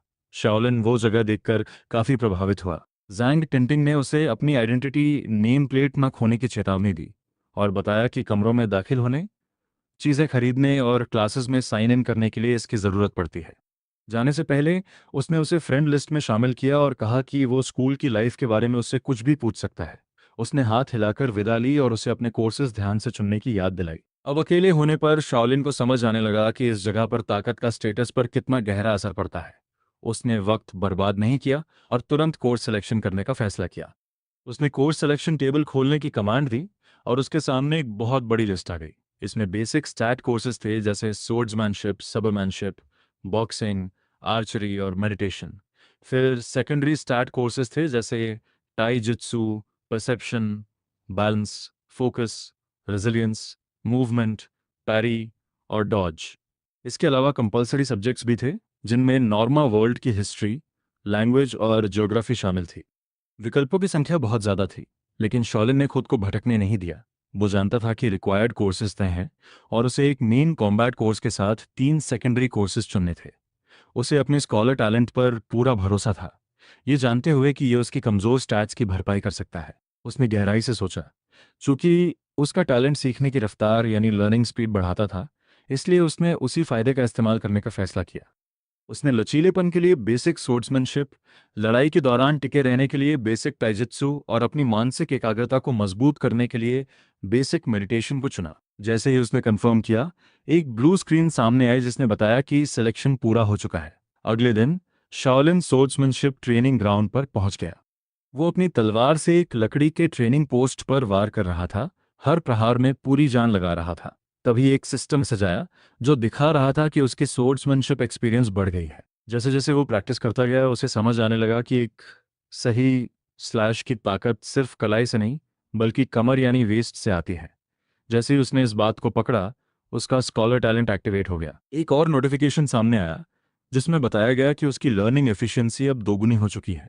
जैसे जैसे शॉलिन अपनी ट्रेनिंग जारी रख रहा था, उसके चारों ओर एक हल्की नीली चमक छा गई और वो पहले के मुकाबले कहीं ज्यादा तेजी से सुधार कर रहा था। अपने हुनर की बदौलत शॉलिन को समझ आ गया कि एक जोरदार स्ट्राइक की असली ताकत कलाई से नहीं बल्कि कमर से आती है। इस अहम बात को समझते ही उसकी मूवमेंट्स में तेजी आ गई और वो पहले से कहीं ज्यादा फोकस के साथ ट्रेनिंग करने लगा। देखते ही देखते उसकी सोर्समैनशिप लेवल 3 तक पहुंच गई और उसने गौर किया कि वो आम रफ्तार से लगभग दोगुनी तेजी से तरक्की कर रहा था।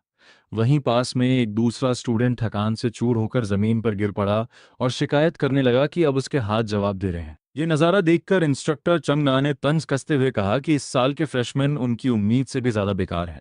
उन्होंने सबको चेतावनी दी कि जब तक कोई सोर्समैनशिप में लेवल 3 हासिल नहीं कर लेता, तब तक किसी को बाहर जाने की इजाज़त नहीं मिलेगी। एक स्टूडेंट ने बड़बड़ाते हुए कहा कि उनकी क्लास चुनना एक बड़ी गलती थी और वो बहुत ज़्यादा सख्त हैं। बाकी लोग भी उसकी बातों में हाँ मिलाते हुए कहने लगे कि लेवल 2 तक पहुंचने में ही कम से कम 3 घंटे लग जाते हैं। इसी शोर शराबे के बीच शॉलिन ने चंगना को आवाज दी और उनका ध्यान अपनी ओर खींचा। उसने बेबाकी से कहा कि उसकी स्वॉर्ड्समैनशिप पहले ही लेवल 3 तक पहुंच चुकी है और पूछा कि क्या वो जल्दी जा सकता है। ये सुनकर चंगना ने सीधे उसकी आंखों में देखा। उन्हें यकीन नहीं हुआ और उन्होंने पूछा कि क्या वो उनसे मजाक कर रहा है। ट्रेनिंग एरिना में चंगना ने शॉलिन को पास बुलाया और उसे वो लकी गाय कहकर पुकारा जिसके स्टैट्स सिंगल डिजिट में थे और जिसने शायद अपने टीममेट्स की मेहनत के दम पर एस रैंक इवैल्यूएशन हासिल किया था। उन्होंने साफ लफ्जों में कहा कि अगर उसे क्लास छोड़कर जाना है तो कम से कम कोई बेहतर बहाना बनाना चाहिए था, क्योंकि उन्हें बिल्कुल यकीन नहीं था कि उसने इतनी जल्दी लेवल 3 हासिल कर लिया है। शॉलिन शांत रहा और उसने कहा कि डेटा पैनल इसकी पुष्टि कर सकता है, यहाँ तक कि उसने उन्हें खुद चेक करने की सलाह दी। चुंगना एक तिरस्कार भरी हंसी हंसी और कहा कि उन्हें ऐसे उबाऊ डेटा देखने की कोई जरूरत नहीं है। एक शातिर मुस्कुराहट के साथ उन्होंने इसे अपने तरीके से सुलझाने का फैसला किया। अचानक एक रेड सिस्टम वार्निंग स्क्रीन पर आई जिसमें बताया गया कि सब्स्टिट्यूट टीचर चंगना ने हाई लेवल टीचिंग परमिशंस चालू कर दी हैं। हवा में नीले डिजिटल कोड फैलने लगे और आसपास का नज़ारा बदलने लगा। इसके बाद एक और नोटिफिकेशन आया जिसने सभी को आगाह किया कि all system training simulation arena खुलने वाला है और स्टूडेंट्स तैयार हो जाए। शॉलिन ने चारों ओर देखा तो पाया कि वो ट्रेनिंग ग्राउंड गायब हो चुका था। उसकी जगह एक अंधेरा सुनसान वेस्टलैंड दिखाई दे रहा था जो खोपड़ियों और हड्डियों के ढेर से भरा पड़ा था। चुंगना अब वहां हड्डियों से बनी एक डार्क आर्मर पहनकर खड़ी थी। उन्होंने कहा कि सिर्फ नंबर्स को घूरने के बजाय असली कॉम्बैट में खुद को आजमाना ज्यादा सही रहेगा। तभी एक सिस्टम मैसेज पॉपअप हुआ, all system combat simulation arena में आपका स्वागत है। वो दोनों एक विशालकाय स्केलेटल क्रीचर के अवशेषों के पास खड़े थे। चुंगना ने समझाया कि एकेडमी ने नॉर्मल वर्ल्ड के असली नियमों को हटाकर इस ट्रेनिंग स्पेस को बनाने में भारी रिसोर्सेज झोंक दिए हैं। वो उसके करीब आईं और बताया कि भले ही वो यहाँ सचमुच नहीं मरेगा, लेकिन वो जो कुछ भी महसूस करेगा, यहाँ तक कि दर्द भी, वो बिल्कुल असली होगा। उन्होंने आगे कहा कि इस अरीना को खोलने में उनके बहुत सारे एक्सचेंज पॉइंट्स खर्च हुए हैं। अपने हाथ के एक साधारण इशारे के साथ एक एक करके आर्मर्ड स्केलेटन सोल्जर्स जमीन से बाहर निकलने लगे। चुंगना ने उस लड़के से कहा कि वो असली कॉम्बैट में अपनी लेवल 3 सोर्ड्समैनशिप साबित करे और बताया कि ये स्केलेटन्स उतने ही ताकतवर हैं जितने एंट्रेंस एग्जाम के गॉब्लिन्स थे। फिर वो हड्डियों से बने एक थ्रोन पे बैठ गईं और एक मजेदार मुस्कुराहट के साथ उसे देखने लगी। उन्होंने कहा कि अगर वो इस डंजन को क्लियर कर लेता है तो वो उसे क्लास से जल्दी जाने देंगी, सिर्फ आज ही नहीं बल्कि भविष्य में भी। ठीक उसी पल एक भारी ब्लेड शॉलिन की तरफ तेजी से बढ़ा। वो सही वक्त पर एक तरफ हट गया और तभी एक सिस्टम इंटरफेस सामने आया जिसमें मिशन डिटेल्स दी गई थी। अनडेड डंजन खुल चुका था और उसके पास दो रास्ते थे, या तो 40 मिनट तक सरवाइव करे या फिर 20 स्केलेटन सोल्जर्स को ढेर करके इसे क्लियर करे।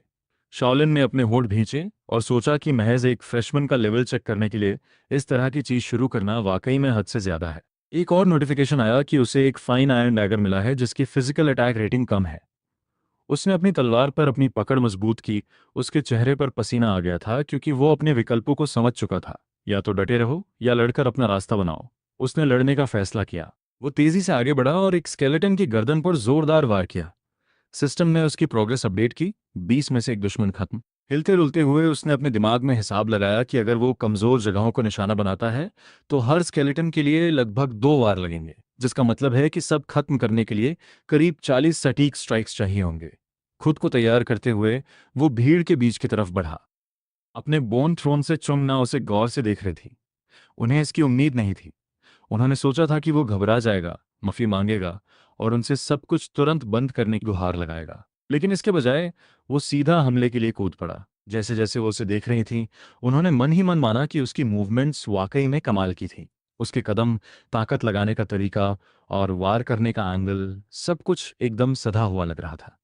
इस बात ने उन पर गहरा असर छोड़ा। उन्होंने खुद से ये स्वीकार किया कि वो दूसरों से बेहतर है, लेकिन ये भी गौर किया कि उसके बेस स्टैट्स अभी भी काफ़ी कम है। तब उन्हें एहसास हुआ कि उसने उन स्टैट्स को सुधारने के लिए ही स्वॉर्ड्समैनशिप और मेडिटेशन क्लासेस चुनी थी। इतने कम स्टैट्स होने के बावजूद शाओलिन ने अकेले ही 13 स्केलेटन्स को हरा दिया था। चुंगना के लिए ये अपने आप में काबिल ए तारीफ था। टाइमर अब 28 मिनट दिखा रहा था, लेकिन उसकी स्टैमिना अब गिरने लगी थी और आखिरकार एक स्केलेटन का हमला उसकी पीठ पर लग गया। ये देखकर चुंगना ने कहा कि अब बहुत हुआ और उसे हकीकत का सामना करने की नसीहत दी। उन्होंने कहा कि इस तरह जीतने का कोई रास्ता नहीं है और उसे हार मानकर उनके निर्देशों का पालन करना चाहिए। लेकिन शॉलिन अपने पैरों पर खड़ा रहा, लड़ने के लिए पूरी तरह तैयार। ठीक उसी पल उसके सिस्टम में एक नई स्किल हैवी स्लैश एक्टिवेट हो गई। एक ही वार में उसने कई स्केलेटन्स को एक साथ उड़ा दिया, जिससे उसकी गिनती 16 तक पहुंच गई। चुंगना हैरान रह गई और सोचने लगी कि अचानक उसके पास ऐसी स्किल कहां से आई। शॉलिन रुकने वाला नहीं था। उसने दोबारा उस हमले का इस्तेमाल किया और एक एक करके बाकी दुश्मनों का सफाया कर दिया, जब तक कि सभी 20 स्केलेटन्स ढेर नहीं हो गए। आखिरी दुश्मन के गिरते ही चैलेंज पूरा हो गया। तेज सांसें लेते हुए उसने चंगना की ओर देखा, जो अभी भी अपने बोन थ्रोन पर बैठी थी। एक थकी हुई मुस्कान के साथ उसने उनसे कहा कि उसने वो शर्त पूरी कर दी है जो उन्होंने क्लास की शुरुआत में रखी थी। ये सुनकर चुमना अब सोचने पर मजबूर हो गई कि एक फ्रेशमैन का एस रैंक हासिल करना शायद सिर्फ किस्मत नहीं थी। तभी नज़र बदला और एकेडमी के स्टूडेंट काउंसिल रूम की तरफ चला गया। एक हरे बालों वाली लड़की ने प्रेसिडेंट को एस रैंक और ए रैंक फ्रेशमैन की फाइल्स सौंपी। उसने जिक्र किया कि यहाँ कुछ अजीब है जिसे उन्हें चेक करना चाहिए। फिर उसने इशारा किया कि एक फ्रेशमैन का क्लास शेड्यूल बेहद अजीबोगरीब है। प्रेसिडेंट की हैरानी का ठिकाना नहीं रहा जब उन्हें पता चला कि शॉलिन ने हर उपलब्ध क्लास के लिए साइन अप किया है। बाद में इन्फर्मरी में इंस्ट्रक्टर नाना और प्रेसिडेंट के बीच बहस चल रही थी। वो काफ़ी चिढ़ी हुई लग रही थी और पूछ रही थी कि क्या उस प्रेपी लड़की को सच में लगता है कि उसकी क्लास कुछ ज़्यादा ही टफ थी। प्रेसिडेंट ने शांति से जवाब दिया कि शिकायत सिर्फ इसलिए है क्योंकि वो अभी नासमझ फ्रेशमैन है। इंस्ट्रक्टर नाना ने मुंह फेर लिया और साफ कहा कि अभी सख्ती दिखाना ही उन्हें आगे जिंदा रखने का इकलौता रास्ता है। प्रेसिडेंट ने कोई बहस नहीं की। वो समझ गए थे कि भले ही बात कड़वी थी पर नाना सही कह रही थी। इंस्ट्रक्टर नाना ने गहरी सांस ली और अपने बालों को पीछे झटक दिया जैसे वो इस बोरियत भरी बहस से तंग आ चुकी हों। तभी बिस्तर से एक कराहने की आवाज़ आई। दोनों ने मुड़कर देखा। उस भयानक वर्चुअल बीट डाउन के बाद शॉलिन धीरे धीरे होश में आ रहा था। उसने कुछ पल अपनी पलकें झपकाएं ये समझने की कोशिश करते हुए कि वो आखिर है कहाँ। आसपास नज़र घुमाने और दवाइयों की तेज महक महसूस करने के बाद उसे समझ आया कि वो स्कूल की इन्फर्मरी में है। प्रेसिडेंट ने बड़े दोस्ताना अंदाज में उसका स्वागत किया और समझाया कि सिमुलेशन से होने वाली मेंटल एग्जॉस्शन का असर खेल के बाहर भी बहुत गहरा हो सकता है। शाओलिन ने थोड़ी अंगड़ाई ली और गौर किया कि उसका शरीर बस थोड़ा सा अजीब लग रहा था जिसने उसे सच में हैरान कर दिया। यहाँ का ट्रीटमेंट वाकई लाजवाब था। प्रेसिडेंट मुस्कुराए और इशारा किया कि शॉलिन की रिकवरी स्पीड तो एकदम पागलपन की हद तक तेज है। प्रेसिडेंट ने इंस्ट्रक्टर नाना को तुरंत कमरे से बाहर जाने को कहा। उसने चिढ़ते हुए पैर पटका और शिकायत की कि वो सच में अपनी अथॉरिटी का गलत फायदा उठा रहे हैं। 1:06 56 और उसकी आवाज़ से साफ नाराजगी झलक रही थी। फिर वो मुड़ी, जोर से दरवाज़ा पटका और हॉलवे की तरफ बढ़ गई। अचानक उसने फिर से दरवाजे के अंदर झांका और शॉलिन की तरफ उंगली दिखाते हुए चिल्लाई। उसने कहा कि वो अपने वादे की पक्की है, इसलिए अब से वो उसकी क्लास से जल्दी जाने के लिए आज़ाद है। फिर उसने एक चेतावनी दी कि दोनों स्टाइल्स को एक साथ ट्रेन करने की कोशिश करना एक बहुत बुरा आइडिया है। ये सब बस एक बड़ी तबाही की शुरुआत है। दरवाज़ा फिर से बंद हुआ, इस बार सच में। अब प्रेसिडेंट के साथ अकेले होने पर शॉलिन ने मन मन सोचा कि शायद इंस्ट्रक्टर नाना उतनी भी बुरी नहीं थी जितना लोग उन्हें बताते हैं। प्रेसिडेंट ने अपना गला साफ किया और सीधे मुद्दे की बात पर आए। उन्होंने पूछा कि क्या शॉलिन ने सच में मैनुअल नहीं पढ़ा, क्योंकि इतनी सारी क्लास एक साथ लेना उनकी नज़र में बेवकूफ़ी थी। उन्होंने स्क्रीन पर दो साफ रास्ते दिखाए, फिजिकल और मैजिकल एवोल्यूशन। उन्होंने समझाया कि दोनों को मिलाने से फोकस भटक जाएगा और रफ्तार धीमी हो जाएगी। शॉलिन ने माना कि उसे ये पहले से पता था। बेशक शुरुआत में हर चीज़ में ठीक ठाक होना लड़ाइयों में मदद कर सकता है, लेकिन लॉन्ग टर्म में इसमें बहुत ज़्यादा वक्त और मेहनत लगेगी। प्रेसिडेंट ने उसे फिर से चेतावनी दी, लेकिन शॉलिन पीछे नहीं हटा। उसने अपना फैसला लेने से पहले साफ कर दिया कि वो सारे रिस्क्स को समझता है। उसके दिमाग में पहले से ही अपने स्किल ट्री की छवि उभर रही थी जो कई उलझी हुई दिशाओं में फैल रही थी। अपने नीचे की चादर को मजबूती से पकड़ते हुए उसने जता दिया कि उसमें इस रास्ते पर चलने की हिम्मत है। प्रेसिडेंट ने एक ठंडी सांस ली, ये समझकर कि ये लड़का इतनी जल्दी अपना मन नहीं बदलने वाला। तभी अचानक एक नोटिफिकेशन सामने आया। ये डायरेक्टर की तरफ से था। प्रेसिडेंट ने उसे पढ़ते हुए माथे पर बल डाला। वो साफ तौर पर उलझन में थे। खड़े होते हुए उन्होंने शॉलिन से कहा कि खुद उन बुजुर्ग ने इस पागलपन भरे शेड्यूल को अप्रूव कर दिया है। फिर भी उन्होंने जोड़ा कि इसमें कुछ बदलाव किए जाएंगे ताकि शॉलिन दूसरे दिन तक पूरी तरह से टूट न जाए। इन्फर्मरी में अकेले रह जाने पर शॉलिन को महसूस हुआ कि वो बूढ़े डायरेक्टर उसे अपनी उम्मीद से कहीं ज्यादा करीब से देख रहे हैं। एकेडमी की सबसे ऊपरी मंजिल पर डायरेक्टर के ऑफिस में सूरज की रोशनी बिखरी हुई थी। वो बूढ़े शख्स वहां दुनिया से पीठ फेरे खड़े थे, बस बाहर के नज़ारे को देख रहे थे और उन नए स्टूडेंट्स की वजह से शुरू हुई उथल पुथल के बारे में सोच रहे थे। तभी एक परछाई जैसी दिखने वाली लड़की कमरे में उड़ती हुई आई। उसके चेहरे पर एक चमकती हुई मुस्कान थी।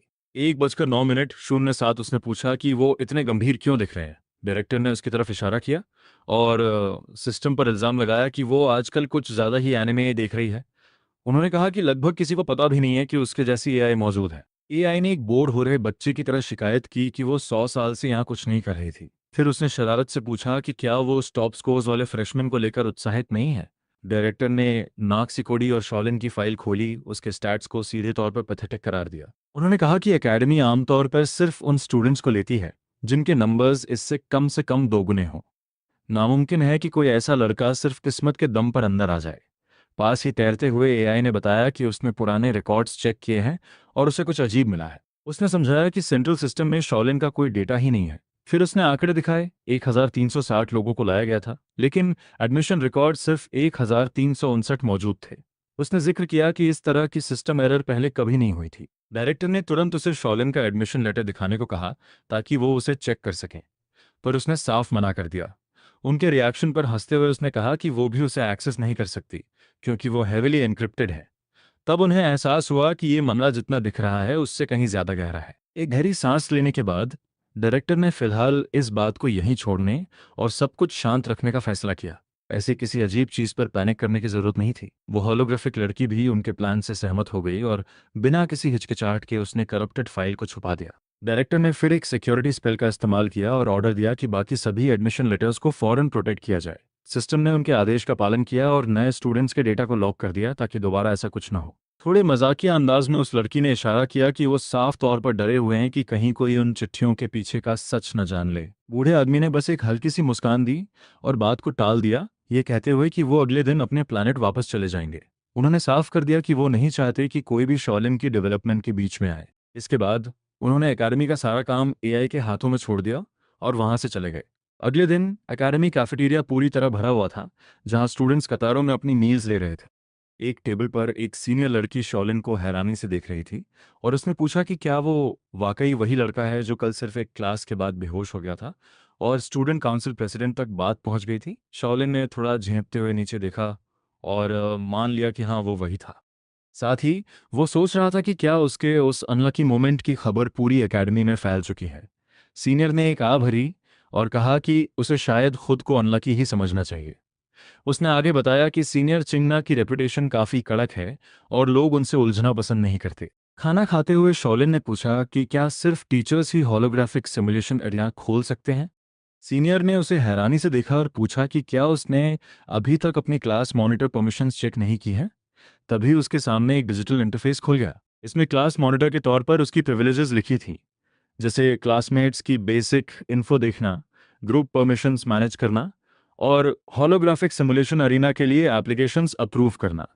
सीनियर ने समझाया कि क्योंकि वो क्लास मॉनिटर है तो वो बिना किसी और की अप्रूवल के खुद अपनी एप्लीकेशन सबमिट कर सकता है। उसकी बात मानकर शाओलिन ने अपना होलोग्राफिक डिवाइस खोला और एक स्पेशल टैब में एप्लीकेशन ढूंढ ली। सीनियर ने उसे चेतावनी दी कि वो अभी सिर्फ एक फ्रेशमैन है, इसलिए उसकी रिक्वेस्ट शायद रिजेक्ट हो जाएगी। लेकिन जैसे ही उसने सबमिट किया, तुरंत एक नोटिफिकेशन की आवाज आई। शॉलिन ने उस पर नजर डाली और शांति से कहा कि ये तो पहले ही अप्रूव हो चुका है। सीनियर के गले में उसकी ड्रिंक अटक गई और वो उसे देखते हुए बोली कि ये मुमकिन ही नहीं है। उसे यकीन नहीं हो रहा था क्योंकि इंस्टेंट अप्रूवल तो लगभग नामुमकिन था। उसे याद आया कि उनके पिछले क्लास मॉनिटर को भी रिस्पॉन्स के लिए पूरे 3 हफ्ते इंतजार करना पड़ा था। उसने उसे फिर चेतावनी दी कि होलोग्राफिक सिमुलेशन अरीना आमतौर पर सेकेंड ईयर स्टूडेंट्स इस्तेमाल करते हैं और उन्हें भी एक्सेस के लिए काफ़ी इंतजार करना पड़ता है। ऊपर से इसे खोलने के लिए कम से कम 500 एक्सचेंज पॉइंट्स लगते हैं और वो पॉइंट्स तभी वापस मिलते हैं जब सिमुलेशन क्लियर हो जाए। अगर वो फेल हुआ तो पॉइंट्स हमेशा के लिए चले जाएंगे। शॉलिन ने अपनी स्क्रीन पर ध्यान दिया और उसे एहसास हुआ कि उसके पास सिर्फ 800 एक्सचेंज पॉइंट है, मतलब वो एक बार भी गलती अफोर्ड नहीं कर सकता। फिर उसने आने वाले कॉम्प्रिहेंसिव एग्जाम के बारे में सोचा। टॉप 3 स्टूडेंट्स को न्यू वर्ल्ड के लिए अर्ली क्वालिफिकेशन मिलने वाली थी। उसे अपने राइवल्स याद आए, वो चोट के निशान वाला आदमी जिसने कहा था कि एग्जाम के बाद क्लास मॉनिटर की पोजीशन बदल दी जाएगी, और वो मस्कुलर लड़का जो उसे बार बार कमज़ोर कहता था।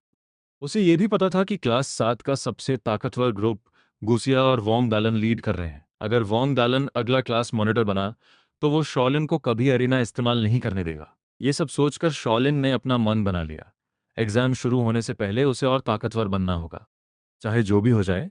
शॉलिन कैफेटेरिया की टेबल से उठा और सीनियर से बोला कि वो क्लास जा रहा है। सीनियर ने उसे बाय बाय कहा और उसे जाते हुए देखा। उसे लगा कि वो वाकई मेहनत कर रहा है, जैसा कि एक एक्टिंग क्लास मॉनिटर से उम्मीद की जाती है। सीन अब फिजिकल फिटनेस क्लासरूम की तरफ शिफ्ट होता है। जिम के अंदर 3 स्टूडेंट्स साथ चल रहे थे।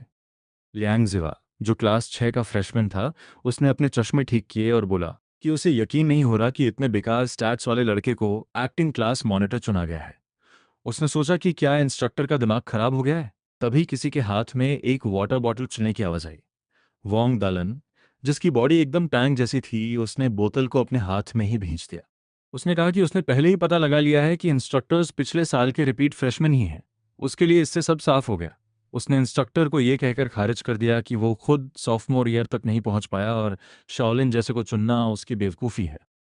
उसने शिकायत की कि शॉलिन अभी भी क्लास के बाद अकेला ट्रेनिंग कर रहा है और ऐसे जता रहा है जैसे वो बहुत स्पेशल हो। उसने आगे कहा कि गुस्सिया भी उसे नीची नज़रों से देखने लगी है और वो जल्द ही उससे निपट लेगा। यांगजुआ करीब आया और बोला कि ऑफिशियल असेसमेंट के लिए 3 महीने इंतजार क्यों करना जब हम शाओलिन से अभी निपट सकते हैं। दलन ने उलझन में पूछा कि उसका क्या मतलब है। लियांगजुआ ने मुस्कुराते हुए कहा कि वो डिसिप्लिनरी डिपार्टमेंट के एक सॉफ्टमोर को जानता है। उसने इशारा किया कि स्कूल रूल्स तोड़ने से पॉइंट डिडक्शंस होते हैं और फिर करीब आकर धीरे से अपना आइडिया समझाया। इस बीच शॉलिन जिम में अकेला ट्रेडमिल पर तेज भाग रहा था। जैसे जैसे वो खुद को पुश कर रहा था, सिस्टम नोटिफिकेशंस आ रही थीं। बेसिक फिजिकल फिटनेस, X+2, फिर एक और +2। आखिरकार वो रुका, उसकी सांसें तेज थीं और चेहरा पसीने से तरबतर। सिस्टम विंडो में उसकी प्रोग्रेस दिख रही थी। उसने वक्त देखा, 7 बजने वाले थे। दीवार पर घड़ी में 6:55 हो रहे थे। उसने हिसाब लगाया कि डॉम्स तक जाने में 10 मिनट लगेंगे, जो कर्फ्यू से पहले पहुंचने के लिए काफ़ी थे। बाहर निकलते समय वो थोड़ा कॉन्फिडेंट महसूस कर रहा था। अगर वो इसी तरह रोज क्लास के बाद ट्रेनिंग करता रहा तो अगले हफ्ते तक लेवल 2 तक पहुंच जाएगा। उसने दरवाजे का हैंडल घुमाने की कोशिश की, पर वो हिला नहीं। वो रुका, एक हल्की सी हाँ की आवाज निकाली और फिर कोशिश की। तब उसे समझ आया, दरवाजा नहीं खुल रहा था। ध्यान से देखने पर उसे असली बात पता चली। उसे बाहर से लॉक कर दिया गया था। ट्रेनिंग ग्राउंड के अंदर हैंडल घुमाने की तेज क्लिकिंग आवाजें गूंज रही थीं। कुछ कोशिशों के बाद उसे यकीन हो गया कि किसी ने बाहर से ताला लगा दिया है। उसे लगा कि जिसने भी ये किया, उसने ये चेक करने की जहमत भी नहीं उठाई कि कोई अंदर है या नहीं। कर्फ्यू होने ही वाला था और उसे लगने लगा कि शायद उसे पूरी रात जिम में ही गुजारनी पड़ेगी। तभी एक और क्लिक हुआ और सारी लाइट्स बंद हो गईं। पूरा इलाका अंधेरे और सन्नाटे में डूब गया। शॉलिन थोड़ा परेशान होकर हंसा और खुद से कहा कि शायद ये लाइट्स आउट होने का रेगुलर टाइम है। फिर भी उसके मन में आया कि ये एकेडमी वैसी नहीं लगती जहां रात में बिजली काटने की जरूरत पड़े। बाहर आधे चांद की रोशनी में फॉर्मल यूनिफॉर्म पहने 2 स्टूडेंट्स एकेडमी के मैदान में चल रहे थे। ईयर 2 क्लास 8 का हैंसन, जो डिसिप्लिनरी डिपार्टमेंट का हिस्सा था, उसने रिपोर्ट दी कि लियांग जुआ ने कंफर्म किया है कि एक freshman acting class monitor curfew के बाद बाहर घूमकर रूल्स तोड़ रहा है। क्लास 8 के second year head chin you ने सख्त लहजे में जवाब दिया। उन्होंने कहा कि अगर कोई फ्रेशमैन एक्टिंग क्लास मॉनिटर खुलेआम कर्फ्यू को इग्नोर कर रहा है तो दूसरों को वार्निंग देने के लिए इसे सीरियसली लेना होगा। उन्होंने आगे कहा कि प्रिंसिपल के बाहर होने और स्टूडेंट काउंसिल प्रेसिडेंट के बड़े कामों में बिजी होने की वजह से अब डिसिप्लिनरी डिपार्टमेंट की जिम्मेदारी है कि चीज़ों को बिना किसी गलती के ऑर्डर में रखें। फ्रेशमैन ईयर के एक्टिंग हेड होने के नाते उन्होंने साफ कर दिया कि वो डिसिप्लिन के मामले में ज़रा भी लापरवाही बर्दाश्त नहीं करेंगे। हांसन ने थोड़ा सिर हिलाया और उन्हें ब्रदर कहते हुए उनकी बात मान ली। जब वे ट्रेनिंग ग्राउंड पहुंचे तो हैंसन ने शन्यू से कहा कि वह चीज़ें चेक करने के लिए पहले अंदर जाएगा। जैसे ही वह एंट्रेंस की तरफ बढ़ा, उसके चेहरे पर एक शातिर मुस्कान आ गई। उसने सोचा कि चूंकि टारगेट अभी अभी एक्टिंग क्लास मॉनिटर बना है तो उसके पास ढेर सारे एक्सचेंज पॉइंट्स होने चाहिए। हांसन के लिए यह कुछ हासिल करने का एक बेहतरीन मौका था। उसने दरवाज़ा अनलॉक किया और अंधेरे जिम के अंदर कदम रखा, लेकिन वो तुरंत रुक गया और उसके मुंह से कन्फ्यूजन में एक हल्की आवाज़ निकली। उसने शांत पड़ी ट्रेडमिल्स और वेट इक्विपमेंट की ओर देखा और सोचने लगा कि वो स्टूडेंट आखिर गया कहाँ। चैनी उसके पीछे अंदर आया और पूछा कि क्या चल रहा है। हांसन ने कैजुअली जवाब दिया कि उसे लगा जैसे उसने पास ही किसी के छिपने की आवाज़ सुनी है। इस बीच शाओलिन साय में दीवार से सटकर खड़ा रहा और एकदम शांत रहा, जबकि वे दोनों सीनियर्स कमरे की तलाशी ले रहे थे। अंधेरे जिम के अंदर हैंसन चारों ओर देख रहा था। वह काफ़ी कन्फ्यूजन में था और बुदबुदा रहा था कि ये बात समझ नहीं आ रही। चेन्यू पास ही हाथ बांधकर खड़ा था और उसने पॉइंट आउट किया कि दरवाज़ा पूरे समय बाहर से लॉक था, इसलिए अंदर किसी के होने का सवाल ही नहीं उठता। उसने सजेस्ट किया कि शायद हैंसन को सुनने में कोई गलती हुई है। हैंसन ने अपने माथे से पसीना पोंछा और एक घबराई हुई हल्की हंसी हंसते हुए कहा कि शायद ऐसा ही हो। फिर उसने कहा कि उन्हें आगे बढ़ना चाहिए और अपनी पेट्रोल जारी रखनी चाहिए। जैसे ही वे दोनों जाने के लिए मुड़े, हांसन का चेहरा गुस्से से तन गया और वह मन ही मन सोचने लगा कि आखिर वह लड़का गया कहाँ। पीछे की तरफ शॉलिन चुपके से निकल गया और अंधेरे में ओझल हो गया। बाहर निकलने के बाद शॉलिन तेजी से एक पेड़ के पीछे छिप गया और राहत की सांस ली। उसने सोचा कि यह कितना करीब था। अगर उन्होंने उसे पकड़ लिया होता तो यकीनन उसके पॉइंट्स कट जाते। फ्रेशमैन को रात में बाहर निकलने की बिल्कुल इजाजत नहीं थी। वह झुककर चलता रहा और अपने दिमाग में सब कुछ दोहराने लगा। उसे टाइमिंग कुछ अजीब लग रही थी। उसे ट्रेनिंग ग्राउंड के अंदर लॉक कर दिया गया था और उसके ठीक बाद डिसिप्लिनरी डिपार्टमेंट ठीक उसी जगह पहुंच गया। ये सब कुछ ज़रूरत से ज़्यादा इत्तेफाक लग रहा था। वह सोचने लगा कि क्या किसी ने उसे फंसाया है या वह बस ज़रूरत से ज़्यादा सोच रहा है। उसने अपना सिर ऊपर उठाया और रात के आसमान की तरफ देखा और थम गया। उसके ऊपर एक नहीं बल्कि दो चांद चमक रहे थे। उसे इंस्ट्रक्टर की कही बात याद आई कि एकेडमी को नॉर्मल वर्ल्ड की तरह बनाया गया है और उसे समझ आ गया कि इस नई दुनिया में दो चांद हैं। नज़ारा अजीब था लेकिन साथ ही काफ़ी खूबसूरत भी। चूंकि ट्रेनिंग ग्राउंड वापस जाना कोई ऑप्शन नहीं था, शॉलिन चांदनी रात में सन्नाटे से भरे जंगल की ओर चल दिया। फिलहाल उसे लगा कि सबसे ज़रूरी चीज़ सुबह तक रहने के लिए कोई सुरक्षित जगह ढूंढना है।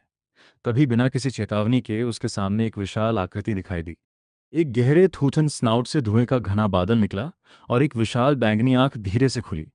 शॉलिन वहीं रुक गया जब एक विशाल पर्पल ड्रैगन सामने आया जिसके स्केल्स पर चांद की रोशनी चमक रही थी। उसने उसे तुरंत पहचान लिया। ये वही ड्रैगन था जो एंट्रेंस सेरेमनी में दिखा था। जीव ने हिलना शुरू किया और उसके बड़े पंख एक भारी लहर के साथ फैल गए। वह उठ खड़ा हुआ और शॉलिन के ऊपर तन गया। उसकी चमकती आंखें सीधे शॉलिन पर टिकी थीं। शॉलिन अपनी पूरी ताकत लगाकर भागा और खुद को आगे बढ़ने के लिए मोटिवेट करता रहा। जब वो भाग रहा था तो उसके पीछे एनर्जी की हल्की नीली धारियां ब्लू स्ट्रीक्स बन रही थीं। उसने पीछे मुड़कर देखा। उसके चेहरे से पसीना बह रहा था और वो उम्मीद कर रहा था कि ड्रैगन उसके बिल्कुल पीछे ना हो। उसका रात का खाना बनने का कोई इरादा नहीं था, इसलिए वो बिना धीमे हुए अंधेरे जंगल में भागता रहा। आगे उसे एक बिल्डिंग दिखाई दी और उसने तुरंत उसकी ओर जाने का फैसला किया। अगर वो अंदर जा सका तो शायद वो छिप सकता था। वो एक लकड़ी के गेट से अंदर गया और आखिरकार उसकी रफ्तार कम हुई, जहां उसने थोड़ी देर रुककर अपनी सांसें ठीक की। उसने मन में सोचा कि अब वो सुरक्षित होगा। ऐसा मुमकिन नहीं था कि वो ड्रैगन उसका पीछा करते हुए ऐसी जगह तक आ जाए। जब उसने खुद को संभाला तो उसने आसपास देखना शुरू किया कि आखिर वो पहुंच कहाँ गया है। वो जगह एक गार्डन जैसी लग रही थी, लेकिन वहां की हर चीज अजीब थी। पौधे काफी बड़े और अनोखे थे। उसके ठीक बगल में एक कैबेज खड़ी थी जो इतनी विशाल थी कि उससे भी ऊंची लग रही थी। उसे हैरानी हुई कि क्या इसे अब भी कैबेज कहा जा सकता है। जैसे जैसे वह और अंदर गया, उसने चमकते हुए लाल फलों से भरी एक झाड़ी थी। हवा में एक मीठी खुशबू फैली हुई थी और वो सोचने लगा कि क्या ये फल खाने लायक हैं। फिर उसका ध्यान पास ही एक बड़े काले पक्षी पर गया जो किसी मुर्गे रूस्टर जैसा था। उसे देखते ही वह एक परफेक्ट पके हुए गोल्डन ब्राउन बेगस चिकन की कल्पना करने लगा। उसे इतना मोटा ताज़ा देखकर उसके मुंह में थोड़ा पानी आ गया। अचानक उस पक्षी ने एक तीखी आवाज निकाली। उसकी आंखें हल्की लाल चमक के साथ उस पर टिक गईं। बिना किसी चेतावनी के वह हवा में उड़ा और सीधे उसकी तरफ झपटा।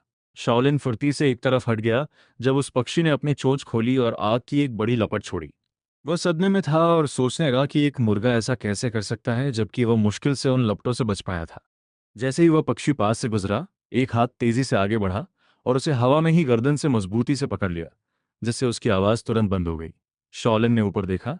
वह अभी भी अपनी सांसें बटोर रहा था और देखा कि एक सफेद रोब व्हाइट रोब पहने हुए आदमी ने उस छटपटाते हुए पक्षी को बड़ी आसानी से पकड़ा हुआ है। उस आदमी के चेहरे पर शांति थी जब उसने शॉलिन की तरफ देखा और पूछा कि वह कौन है। उसने फिर सवाल किया कि शॉलिन कौन सी क्लास का है, वह अपने डॉर में रहने के बजाय रात में यहाँ क्यों घूम रहा है और उसके घर में छुपकर घुसने और उसके मुर्गों के पीछे पड़ने का उसका क्या इरादा है। शुरू करने से पहले आज का पहला टारगेट सेट करते हैं। इस वीडियो पर 2K लाइक्स का एम। अगर आपको ये जर्नी पसंद आ रही है, अगर हर एपिसोड आपको फील होता है, तो लाइक बटन दबाओ और 2K का टारगेट मिलकर कंप्लीट करते हैं। आपका एक लाइक सिर्फ बटन नहीं, ये प्रूफ है कि आप इस स्टोरी का पार्ट हो। चैनल को सब्सक्राइब करके बेल ऑन कर दो ताकि हर नया एपिसोड, हर नया ट्विस्ट सबसे पहले आप तक आए। और हाँ, आज का सबसे इंपॉर्टेंट मिशन। हर इंसान एक वीडियो को 3 टाइम्स हाइप कर सकता है, तो अभी के अभी 3/3 हाइप पॉइंट्स कंप्लीट करो। ये सिर्फ नंबर्स नहीं हैं, ये डिसाइड करेगा कि नेक्स्ट एपिसोड फुल पावर के साथ आएगा या नहीं। इतनी मेहनत और टाइम लगता है हर एपिसोड में। अगर सपोर्ट स्ट्रांग रहा तो सीरीज और भी इंटेंस होगी, लेकिन अगर रिस्पॉन्स वीक रहा तो शायद ये जर्नी यहीं रुक सकती है, या फिर आगे सिर्फ मेंबर्स के लिए कंटिन्यू होगी। डिसीजन आपके हाथ में है। 2K लाइक सेम कंप्लीट करो, 3/3 हाइप फिनिश करो, लाइक और सब्सक्राइब करो और कमेंट में लिखो मिशन कंप्लीट। ये सिर्फ चैनल नहीं, हमारी कम्युनिटी का पावर मोमेंट है।